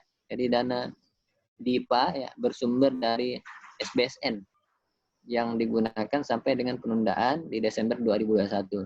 Untuk yang DIPA menggunakan dana rupiah murni sendiri juga tidak ada ya pembatasan sampai dengan Desember 2021 ya. Tidak ada juga tentang pengaturan sampai dengan Desember 2001. Jadi baru yang ada diatur adalah dana yang bersumber dari SBSN itu sendiri ya. Untuk perubahan jangka waktu ya dari Dian Aryani ya. Perubahan jangka waktu pelaksanaan pekerjaan pasti akan ada implikasi ke pembayaran pekerjaan yang tadi disebutkan bahwa ini bukan pekerjaan tahun jamak. Mengenai hal tersebut bagaimana solusinya? Apakah dapat dilakukan pembayaran? Ya. Ya, perubahan jangka waktu dan perubahan jadwal pembayaran ya, ini juga memang berakibat ya. Jadi tentunya PPK membayar pekerjaan sesuai dengan sesuai dengan prestasi pekerjaannya ya. Nah, oleh karena itu kalau misalnya di tahun anggaran ini hanya terbayar 75%, maka sisanya ya yang melebihi ataupun melewati tahun anggaran tentunya dianggarkan di tahun anggaran berikutnya ya. Gitu. Bisa berubah ya. Karena dalam kondisi keadaan ini boleh lewat tahun anggaran. Dalam kondisi sekarang ini, penyedia sangat mungkin mengajukan eskalasi karena dalam kontrak tahun tunggal harga pasar yang fluktuatif karena kondisi COVID. Apakah dilakukan eskalasi harga ataupun pemutusan kontrak? Ya, tadi ya sudah kita bahas tentang eskalasi harga. Memang rumusan ataupun pendekatannya untuk di kontrak tahun tunggal tidak ada ya. Tapi kita dapat menggunakan rumusan ataupun pendekatan eskalasi di kontrak tahun jamak. Dan sekali lagi ya, kita tidak dapat melihat nih karena di BPS sendiri tidak mengeluarkan indeks terhadap kenaikan ini ataupun eskalasi ini ya, belum ada indeksnya. Dan diharapkan oleh LKPP kemarin dalam Pitkon kegiatan kita sebelumnya ya, itu siapa yang bisa merumuskan perumusan ataupun pendekatan eskalasi ini ya, boleh menyampaikannya ataupun memberikan masukan kepada LKPP. Nah, mungkin itu yang bisa kita bagi ya, kalau misalnya kita di ikatan fungsional, boleh bentuk timnya, siapa tahu ada tim-tim yang handal di sini ya, kita bisa buat perumusan itu. Itu jadi PR juga untuk rekan-rekan kita ataupun tim-tim kita di ikatan fungsional. Bagaimana jika penambahan biaya melebihi 10% dari kontrak awal? Nah, untuk kondisi biasa memang ada pembatasan ya. Pembatasan penambahan biaya hanya sampai dengan 10% ya dari kontrak awal. Tetapi untuk berangkat dari keadaan darurat ya, berapapun nilainya ya, harga satuannya naik ataupun melebihi dari 10% kontrak awal itu bisa ya. Jadi dibolehkan karena berangkat dari keadaan darurat. Jadi untuk yang berangkat dari keadaan darurat, contohnya saja ya, kemarin ada konsultasi rekan-rekan kita di Singkawang ya, Singkawang sendiri ada rumah sakit yang makan minum pasiennya juga berakibat gitu. Yang sebelumnya awalnya berkontrak di Januari itu harganya masih senilai X ya, ternyata setelah pandemi corona ini nilainya berubah drastis, misalnya X dikali 3 misalnya. Jadi 3 kali X, misalnya 3 kali lipat. Nah, oleh karena itu bisa saja terjadi kenaikan ataupun pembiayaan yang lebih dari 10% itu. Untuk pemberian kompensasi ya dari Pak Ahmad Fadil ya. Pemberian kompensasi itu bagaimana memberikan kompensasi yang di awal kontrak tidak diberikan. Ini gimana ya? Bagaimana memberikan kompensasi yang di awal kontrak tidak diberikan. Ya, nanti mungkin bisa diperjelas lagi ya. Saya belum memahami tentang ini ya. Kompensasi yang di awal kontrak tidak diberikan. Lalu yang jelas, mungkin Pak Rudi, ya, mungkin ya, itu silakan. maksudnya pertanyaannya pada saat di kontraknya itu tidak ada kalimat kompensasi gitu ya kan? Nggak ada pemberian kompensasi, tapi mungkin di awal setelah kejadian harus ada kompensasi ya. Tentu mungkin adendum mungkin. Oh iya, kalau seperti itu ya, sebenarnya di dalam kontrak sendiri ya, kita kan mengaturnya ini dalam syarat-syarat umum dan syarat-syarat khusus kontrak ya. Tentunya one prestasi, ya, kompensasi itu memang sudah ada ya di dalam kontrak. Jadi jangan sampai dihilangkan ya peristiwa kompensasinya ataupun one prestasi ataupun keadaan kaharnya di dalam persyaratan dalam kontrak. Oleh karena itu tadi kita ingat ya, ada perjanjian ataupun surat perjanjian ataupun kontrak ini adalah bentuk perikatan ya, mengatur hukum kepada para pihak ya. Jadi ada hak dan kewajiban. Jadi dituangkan saja ya kalau misalnya di dalam pelaksanaan pembuatan dokumen kontrak ya, kita memberikan kompensasi karena ABCD ya. Misalnya perubahan spek ya, di luar dari kondisi kahar, misalnya perubahan spek yang dilakukan oleh PPK misalnya. Bisa saja spek yang awal disusun oleh perencana, ternyata daftar barang tersebut ya tidak ada di lapangan. Ya, tidak ada di lapangan. Misalnya kayu jenis A, tetapi kayu jenis A ini tidak ada di lapangan. Ataupun kayu jenis A dengan dimensi B misalnya. Dimensinya kayu jenis A-nya ada, dimensi B-nya tidak ada di lapangan. Kalau mau pesan di lapangan, kayu tersebut membutuhkan waktu misalnya sangat lama ya. Bisa 3 bulan ataupun 4 bulan. Nah, oleh karena itu, untuk perubahan spesifikasinya dilakukan justifikasi dengan konsultan perencanaan dan pengawas dan tim teknis di lapangan misalnya, tim dari PO. Diubahlah misalnya speknya dari kayu menjadi beton misalnya. Oleh karena itu, dengan ataupun penggantian kayu jenis lain misalnya, bisa juga terjadi. Nah, kalau misalnya penggantian spek tersebut ya dalam masa ataupun waktu rapat pembahasan, tentunya ada waktu yang terhilang ataupun berhenti ya. Misalnya 5 hari kerja, misalnya 5 hari kalender.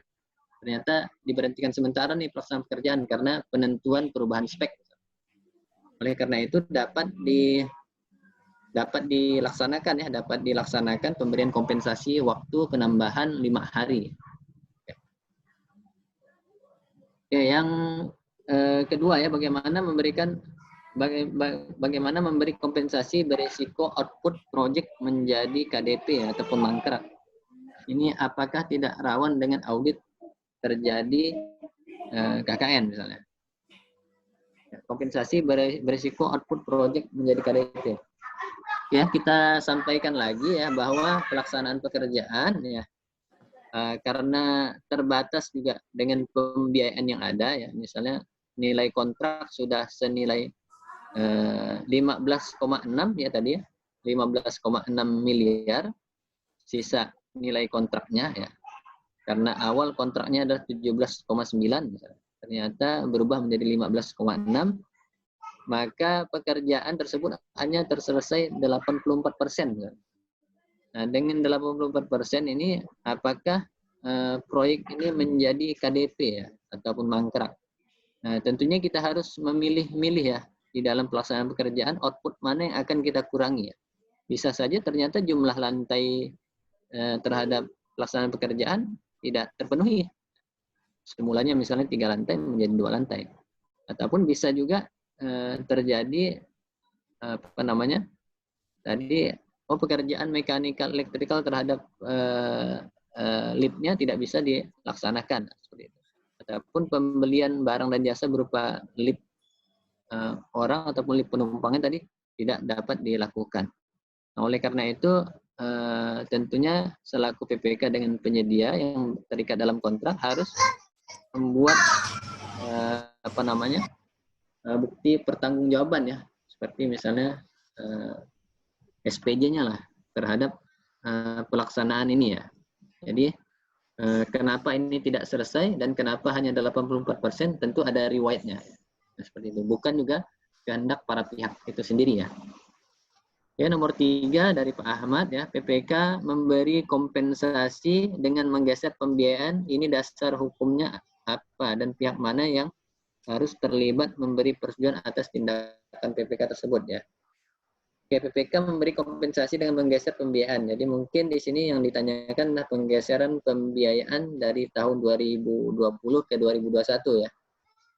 Tadi ada disampaikan ya terhadap materi ini ya, tentang siapa sih yang memberikan persetujuan ya. Tentunya persetujuan ini memang usulannya nanti dari PPK terhadap pelaksanaan pekerjaan yang melewati tahun anggaran, sehingga bergeser tentang pembayaran prestasi pekerjaan lanjutan. Nah, oleh karena itu ya, ketersediaan anggaran ya dapat dipastikan oleh PA-KPA ya, PA-KPA. Jadi dari pimpinan lembaga ataupun kementerian yang akan memastikan pembiayaan terhadap keuangan di tahun berikutnya ya, pergeserannya ya. Bisa saja ternyata sisa dana yang di tahun 2020 ya dialihkan di 2021, ataupun memang pengalokasian khusus ya untuk di tahun 2021 seperti itu. Dan ini juga beberapa kali terjadi ya sebelum pandemi corona ya.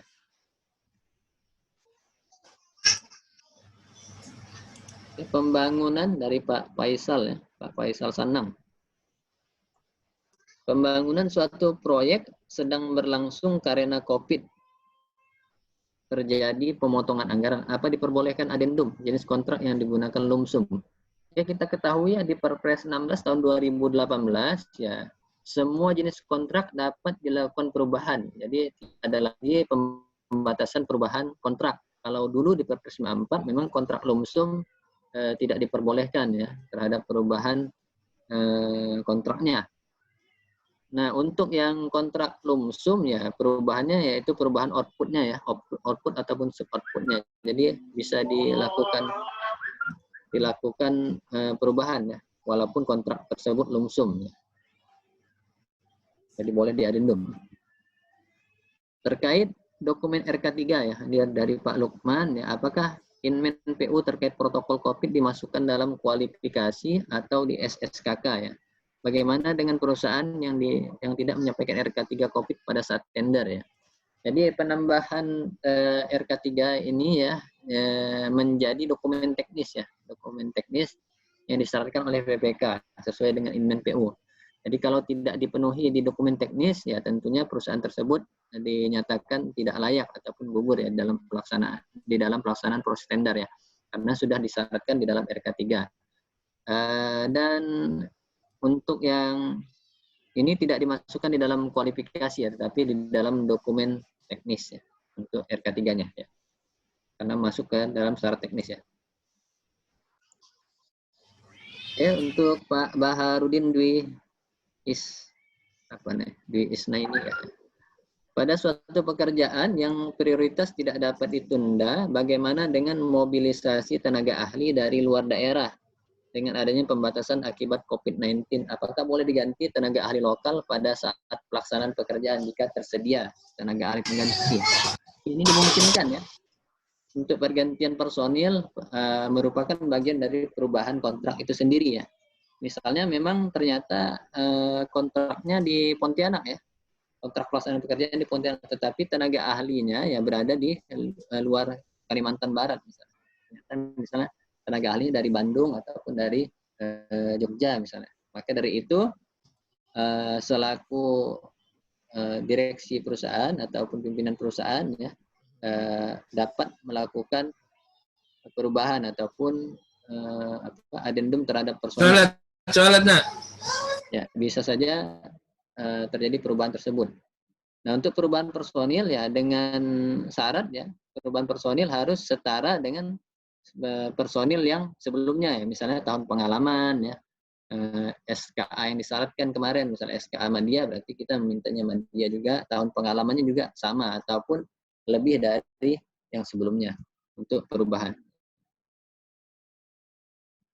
Ya, itu yang kita bahas ya. Mungkin ada satu yang saya perlu sampaikan lagi ya tentang situasi COVID-19 ya. Dengan adanya situasi pandemi COVID-19 ini ya kita ada keluar SE nomor 4 LKPP ya tahun 2020 tentang klarifikasi dan pembuktian kualifikasi melalui media online ya.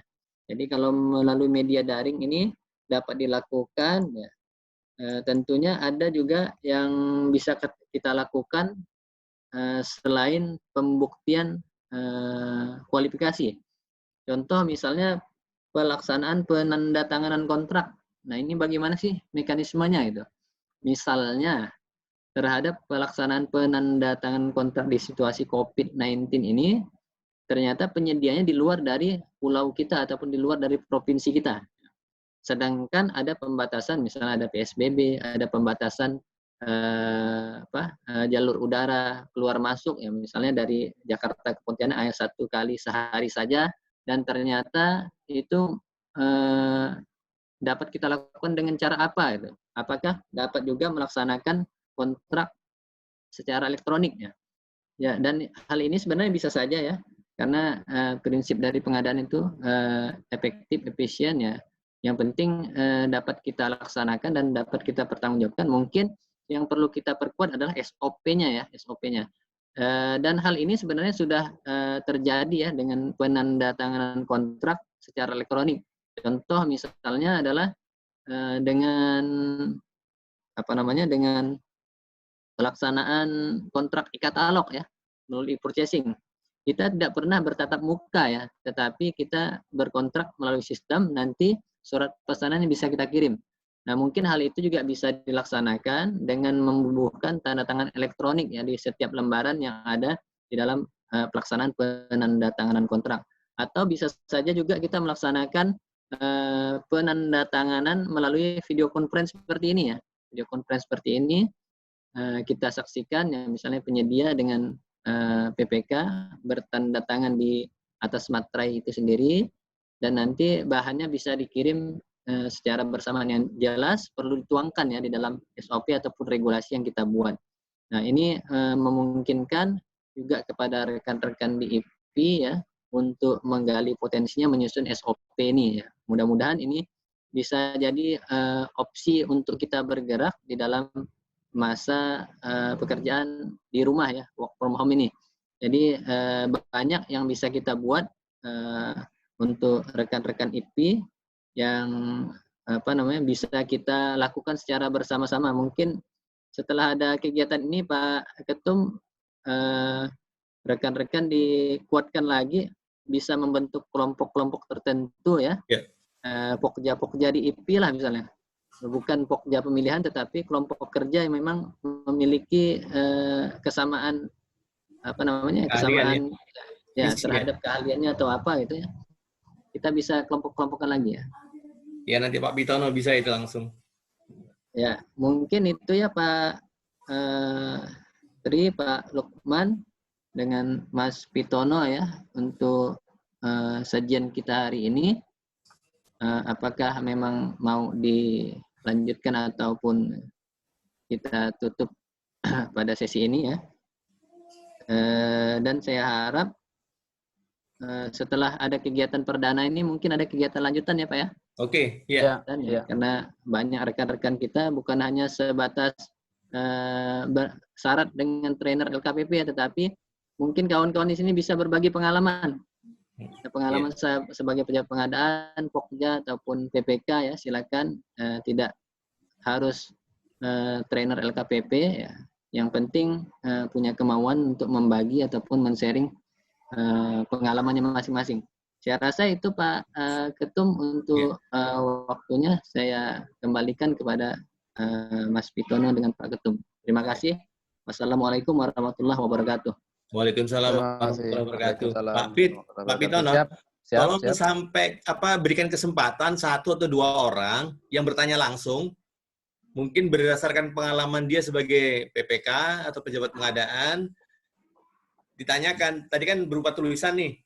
Ya, mungkin ada hal-hal yang mau disampaikan 1 atau 2 orang. Setelah itu kita tutup deh. Siap. Kita beri kesempatan pada teman-teman yang mau bertanya secara langsung. Dipersilakan. Angkat tangan ya. Dari Sumatera mungkin.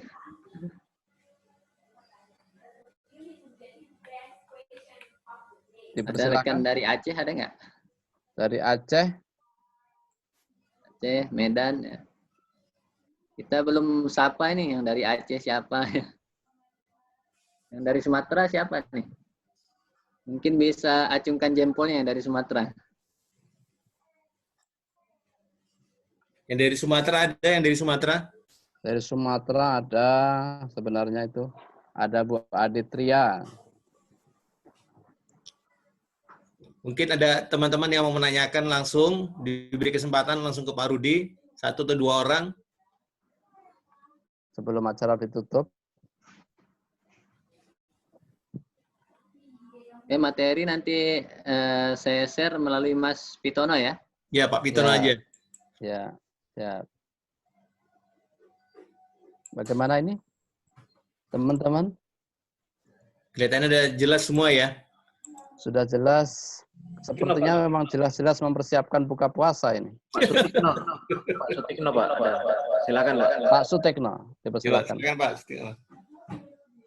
Pak Sutikno diaktifkan dulu Di unmute-nya. mic-nya. Ah, siap. Iya. Ya. Saya Sutikno dari Pekalongan, Pak, Jawa Tengah. Kurang keras, Mak.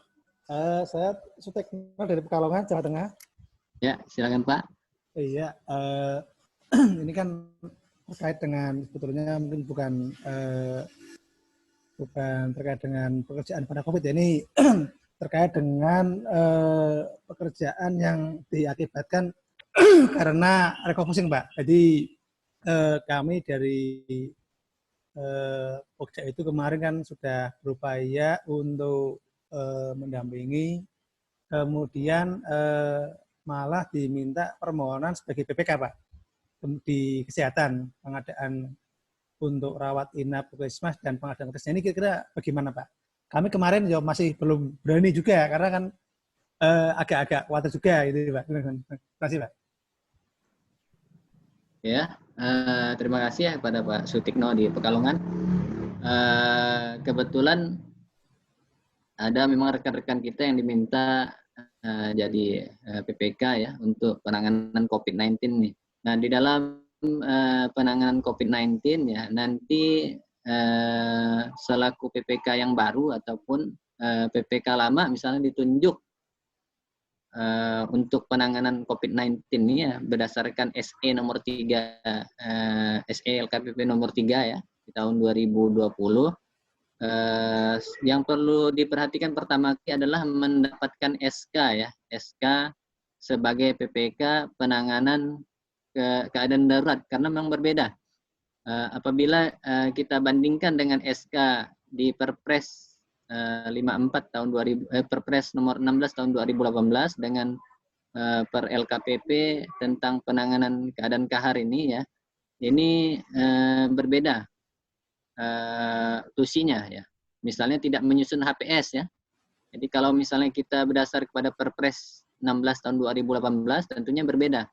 Maka dari itu harus kita buat SK tersendiri tentang penanganan COVID-19 ini. Dan di dalam pelaksanaan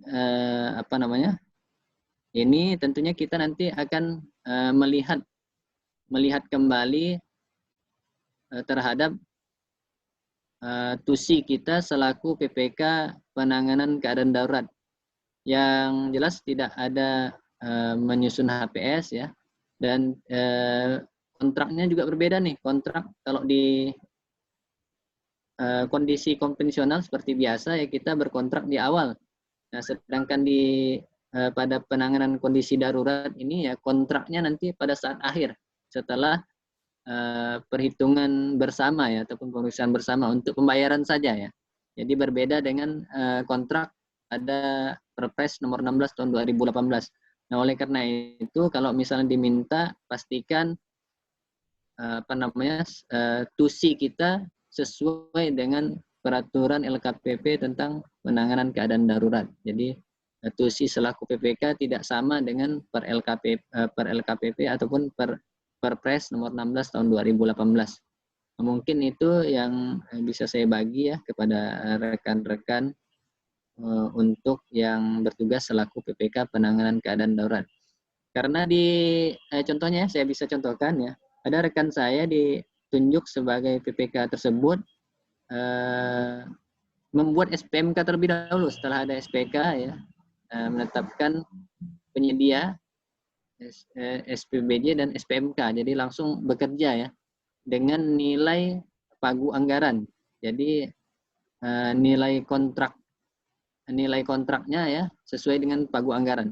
Nanti setelah serah terima baru nilai kontraknya nyata. Setelah pemeriksaan bersama, bukan serah terima. Pemeriksaan bersama dan pembayaran karena kontrak tersebut dibuat di akhir. Nah, mungkin itu ya Pak Sutikno ya. Iya Pak Jago, terima kasih Pak. Satu lagi boleh Pak ya? Satu lagi ya. Ya, silakan Pak. Kemarin kami kan terkait dengan ketenagaan Pak SDM kebutuhan tenaga di puskesmas perawatan untuk COVID itu kan ada tenaga kesehatan dan non kesehatan. Ya. Kalau yang non kesehatan kan kita menggunakan kan jasa lainnya Pak yang non kesehatan. Ya. Jadi kalau yang kesehatan bisa nggak Pak menggunakan seperti SPMK, jasa lainnya Pak dengan mekanisme rekrut biasa seperti yang lazim di biologi itu bisa nggak kita kategorikan sebagai penyedia yang tenaga kesehatan nih, perawat, dokter sebagainya ya, Mas Pak. Yang untuk direkrut di mana Pak? Untuk penanggulangan COVID Pak, Puskesmas Lini 3. Jadi baru. Oh iya, baru, iya. Ya. Oke ya, berarti mekanisme pengangkatan ya Pak ya? Iya betul ya. Ya. Ya bisa saja dengan cara tersebut ya, kalau misalnya tidak menggunakan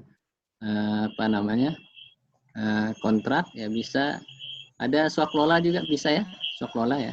Mungkin bisa dilaksanakan melalui swaklola terhadap lembaga-lembaga tertentu ya. Dan perorangan juga bisa. Walaupun itu tenaga kesehatan, Pak. Ya, tenaga kesehatan. Walaupun seperti dokter, perawat, mekanismenya seperti itu bisa dengan pengadaan barang jasa kategorinya. Untuk tenaga yang direkrut sebagai apa nih, Pak? Dokter atau perawat atau bidan yang ditugaskan di situ, Pak. Secara temporer. Ya. Bisa, Pak. Bisa direkrut ya. Bisa. Oh gitu ya. Ya. Lanjut. Oke. Pak Nasib ya kayaknya. Pak Nasib, ya. Selamat sore. Assalamualaikum warahmatullahi wabarakatuh. Pak Waalaikumsalam. Waalaikumsalam dan warahmatullahi wabarakatuh. Narasumber kita. Terima kasih atas kesempatannya ya. Ada beberapa yang jadi pertanyaan saya Pak terkait dengan kondisi keadaan darurat ini. Yang pertama yaitu terkait dengan kebutuhan darurat ya, kebutuhan darurat pengadaan barang atau jasa untuk keadaan darurat bagi instansi yang memang notabene memang dia hanya mungkin akibat terdampak daripada akibat keadaan darurat ini. Kami contoh di instansi kami saja di LAN kami kemudian di lembaga administrasi negara Pak. Nah, bagaimana mekanisme kita menentukan itu barang itu keadaan darurat atau tidak nih, masuk kategori keadaan darurat. Jangan sampai nanti tiba-tiba semua barang kebutuhan barang itu, oh ini keadaan darurat. Sampai contoh aja pimpinan kami dalam kondisi keadaan darurat ingin mengadakan mobil ambulan. Nah, mobil ambulan. Apakah mobil ambulan ini masuk kategori keadaan darurat atau tidak nih? Nah, ini. Bagaimana kita mengklasifikasi atau termasuk mengadakan alat rapid test untuk pegawai di internal LAN. Nah, ini apakah kita bisa mengatakan itu keadaan darurat sehingga kita bisa menggunakan aturan terkait KPP nomor 13 atau SE nomor 3 ya. Itu bagaimana mekanisme kita misalnya. Yang kedua Pak, terkait tadi ada pekerjaan tambah ya, ini akibat keadaan darurat sangat mungkin tadi terjadi penambahan pekerjaan. Nah, penambahan pekerjaannya ini apakah bisa melebihi 10%? Nah, ini saya juga belum mendengar penjelasan ini. Nah, itu satu. Yang kemudian ada terkait dengan penyesuaian harga nih Pak. Penyesuaian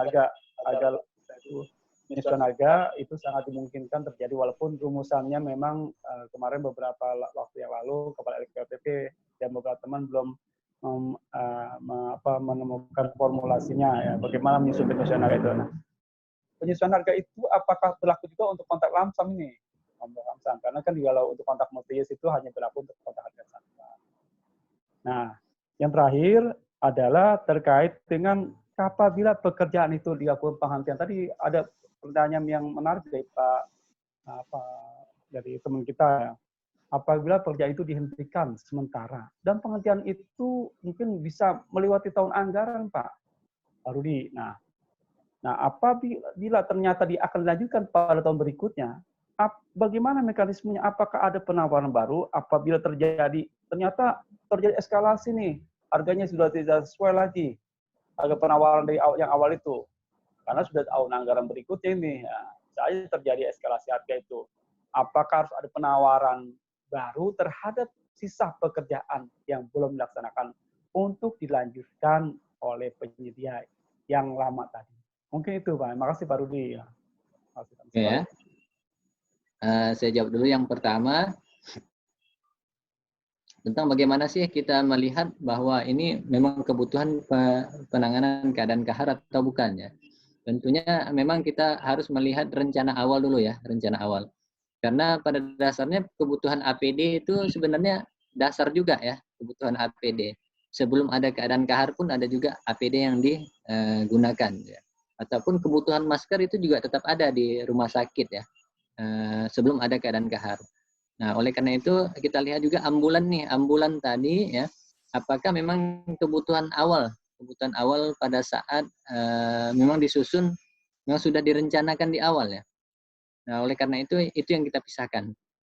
Bisa saja sebenarnya APD setiap unit di rumah sakit misalnya di dalam tahun ini dibutuhkan pembaharuan 10. Nah, dengan adanya keadaan kahar ini ya 10 itu tidak mencukupi, maka dari itu kita harus menambah 10 kali lipat daripada itu misalnya.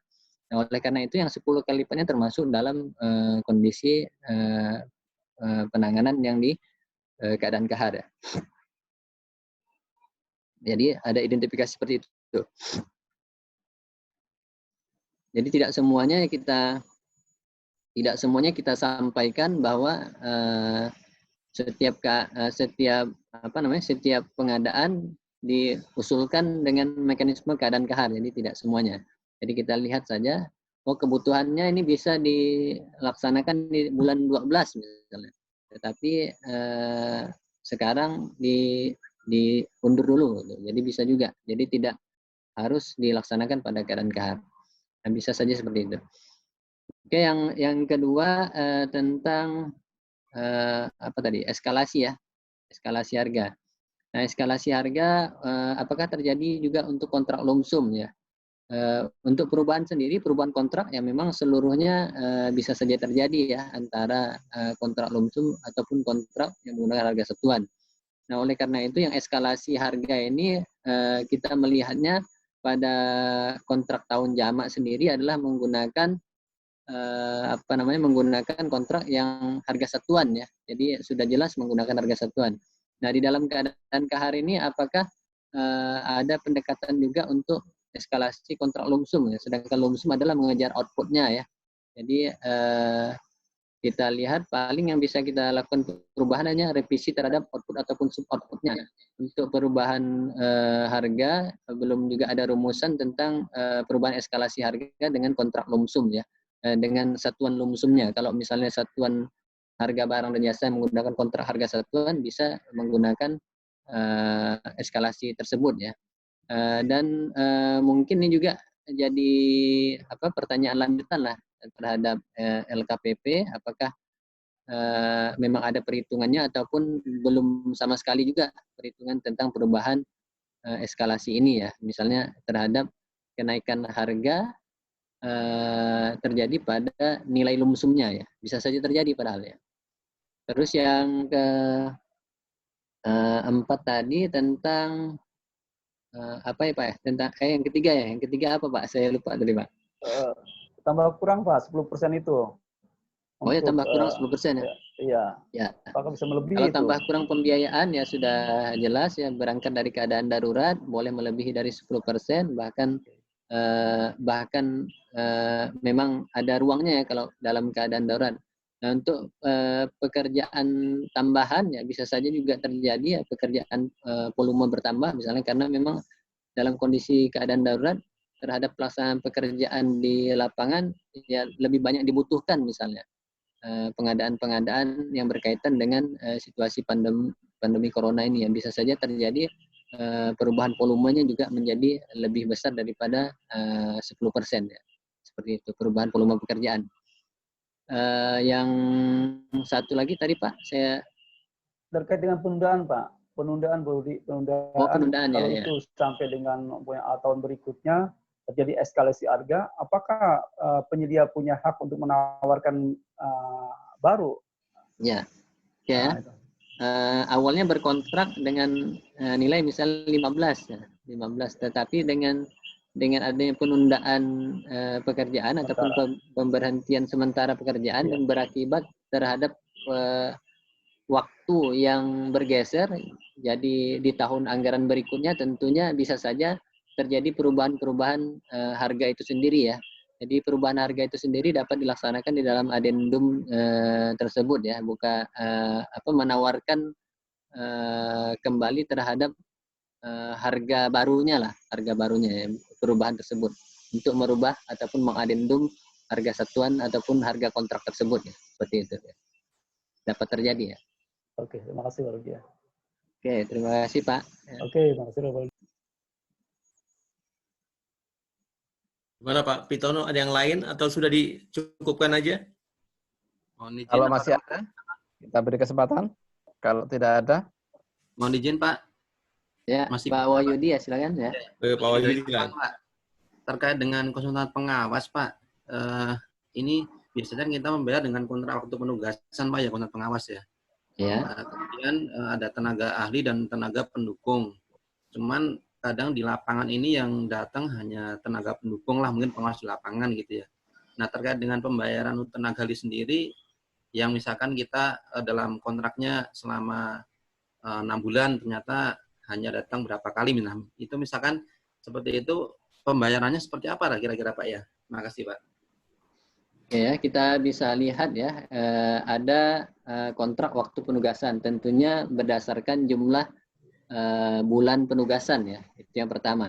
Jadi konsultan tersebut ditentukan jumlah penugasannya, dan di dalam perusahaan konsultan tersebut ada tenaga ahli dan tenaga pendukungnya. Nah, tenaga ahli dengan tenaga pendukungnya juga terikat dengan jadwal waktu penugasan mereka masing-masing. Jadi personil inti tersebut kalau di konsultan pengawas ya, itu ada jadwal penugasan ahli ataupun jadwal penugasan tenaga pendukung. Nah, untuk jadwal penugasan tenaga ahli ataupun tenaga pendukung ini juga karena kontraknya menggunakan kontrak waktu penugasan, tentunya ada absensi di lapangan. Nah, absensi tersebutlah yang bisa kita hitung berdasarkan harga untuk pembayaran. Jadi absensi yang penuh tentunya bisa dibayar dengan 1 bulan ya. Kalau misalnya absensinya tidak penuh, maka bisa diperhitungkan ulang. Mungkin itu Pak Wahyu ya. Jadi dari absensi Pak ya? Ya, dari absensi kehadiran ya. Ya, baik, makasih Pak. Oke. ada lagi? Apakah sudah cukup? Ya, mungkin cukup. Di Kalimantan jam berapa nih Pak Rudi? Sekarang jam 15.34, masih sempat sholat asar nih Pak. Ya, yang di tengah yang saya waktunya dikit lagi. Bertanya Pak. Siap. Silahkan Pak. Pak Desmar ya? Iya betul Pak. Silakan Pak. Terima kasih sebelumnya Pak. Saya sedikit menanyakan mengenai untuk pengadaan paket ini Pak, khususnya penanganan COVID. Apakah paket yang telah kita susun pada tahun sebelumnya, misalkan untuk paket yang berada pada dinas kesehatan, seperti ada pengadaan ambulan, kemudian ada pembangunan puskesmas, memang paket ini telah kita susun pada tahun sebelum sebelum terjadinya COVID nih. Apakah kriteria dari paket tersebut kita dalam proses pengadaan barang jasanya dapat kita masukkan sistem pengadaan pengenaan pada saat COVID atau tender seperti biasa, Pak? Ya, balik lagi kepada identifikasi kebutuhan ya Pak Andesmar. Karena sudah direncanakan di awal, berarti ada kebutuhan rutin ataupun kebutuhan pada tahun 2020 yang memang sudah kita anggarkan, ya berarti pengadaannya menggunakan pengadaan yang secara konvensional ataupun melalui mekanisme Perpres 16 tahun 2018. Nah, untuk keadaan tertentu misalnya di rumah sakit tersebut dengan adanya bertambah terus misalnya jumlah pasien corona misalnya, maka dari itu kita harus menambah bilik isolasi misalnya isolasi. Nah, maka bilik isolasi ini yang masuk terhadap penanganan dalam kondisi darurat. Nah, mungkin itu yang bisa sesuai dengan per LKPP 13 ataupun SE nomor 3 tahun 2020. Nah, untuk yang seperti tadi pembangunan puskesmas itu rutin ya tahunan, program tahunan untuk tahun 2020 bisa dilaksanakan melalui mekanisme Perpres 16. Terima kasih. Ade Smart, bagaimana? Sudah cukup, Pak. Jelas, Pak. Terima kasih, Pak. Ya. Yang lain? Mungkin masih kita beri waktu. Ini karena pertemuan perdana ini. Yang lain? Jika yang lain tidak ada, maka kami, saya pribadi, sebagai moderator, mengucapkan terima kasih dan perlu diinformasikan. Selanjutnya kami akan meminta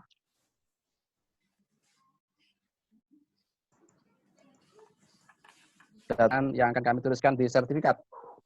Nah, harapannya kegiatan ini dapat kita berikan surat keterangan atau sertifikat supaya dapat dijadikan tambahan poin angka kredit kita dalam pengembangan profesi. Insya Allah ini masuk di unsur utama. Begitu Pak Ketum ya? Iya. Jadi informasi awal ini saya dapat dari Biro Sumber Daya Manusia, itu ada kalau nggak salah BKN ya, BKN atau ya BKN kelihatan itu dia memasuk apa penerimaan RB ya nomor berapa itu nanti tolong dicek sama-sama. Itu dia masuk di unsur tadinya penunjang nggak utama. Nah, itu yang menjadi ini kita. Makanya nanti kita sampaikan secara apa di grup lah ya. Nah ini sebelum ditutup Pak Pitono, nah ini saya mau menyampaikan terima kasih nih kepada teman-teman semua anggota IFPI yang telah berpartisipasi, dan tadi benar apa yang disampaikan oleh Pak Pitono bahwa dengan adanya COVID-19 ini kan kita terutama yang melaksanakan pokja pemilihan ya kan, nah ini kan terhambat ya paket-paket tendernya. Dan itu akan mengurangi kita mendapatkan poin angka kredit. Nah, saya sebagai pengurus IFPI dan teman-teman yang lain bersepakat untuk mengantisipasi, bukan karena kita yang one prestasi, tapi karena keadaan yang memaksa kita, pakai istilahnya Pak Rudi ya. Nah, ini kita memfasilitasi IFPI ke depannya akan sering melakukan hal-hal seperti ini dan kita berikan sertifikat. Nah, adapun temanya nanti disesuaikan, kita akan bahas di internal kita di DPN. Mungkin itu aja, semoga teman-teman semua bisa menjaga kesehatan dan dapat beraktivitas kembali dan COVID-19 ini tidak berlangsung lama di Indonesia. Amin. Amin. Itu aja. Wassalamualaikum warahmatullahi wabarakatuh. Waalaikumsalam warahmatullahi wabarakatuh. Terima kasih Pak Ketum. Terima kasih sampaikan ke Pak Rudi Suendra yang meluangkan waktu. Terima kasih banyak Pak Rudi Suendra. Dan terima kasih pada Pak Lukman yang menyediakan fasilitas sehingga kegiatan kita pada hari ini bisa geser ruang. Karena ruang sebelah ada kredit ya. Juga kahar itu tidak duga. Sebelumnya kita prediksi justru itu lebih bagus. Tapi ternyata karena ada sesuatu hal, justru yang ini bisa tampil lebih bagus walaupun mendadak. Untuk selanjutnya akan kita adakan kegiatan ini dengan tema yang berbeda. Kalau teman-teman ada usulan tema, silahkan disampaikan kepada kami. Dari kami kurang lebihnya mohon maaf. Mari kita akhiri bersama dengan Alhamdulillahirabbil alamin.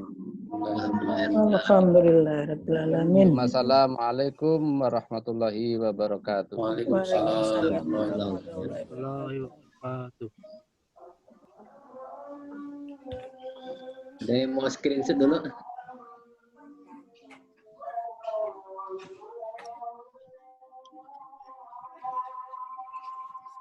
Semuanya gaya bebas, Ya.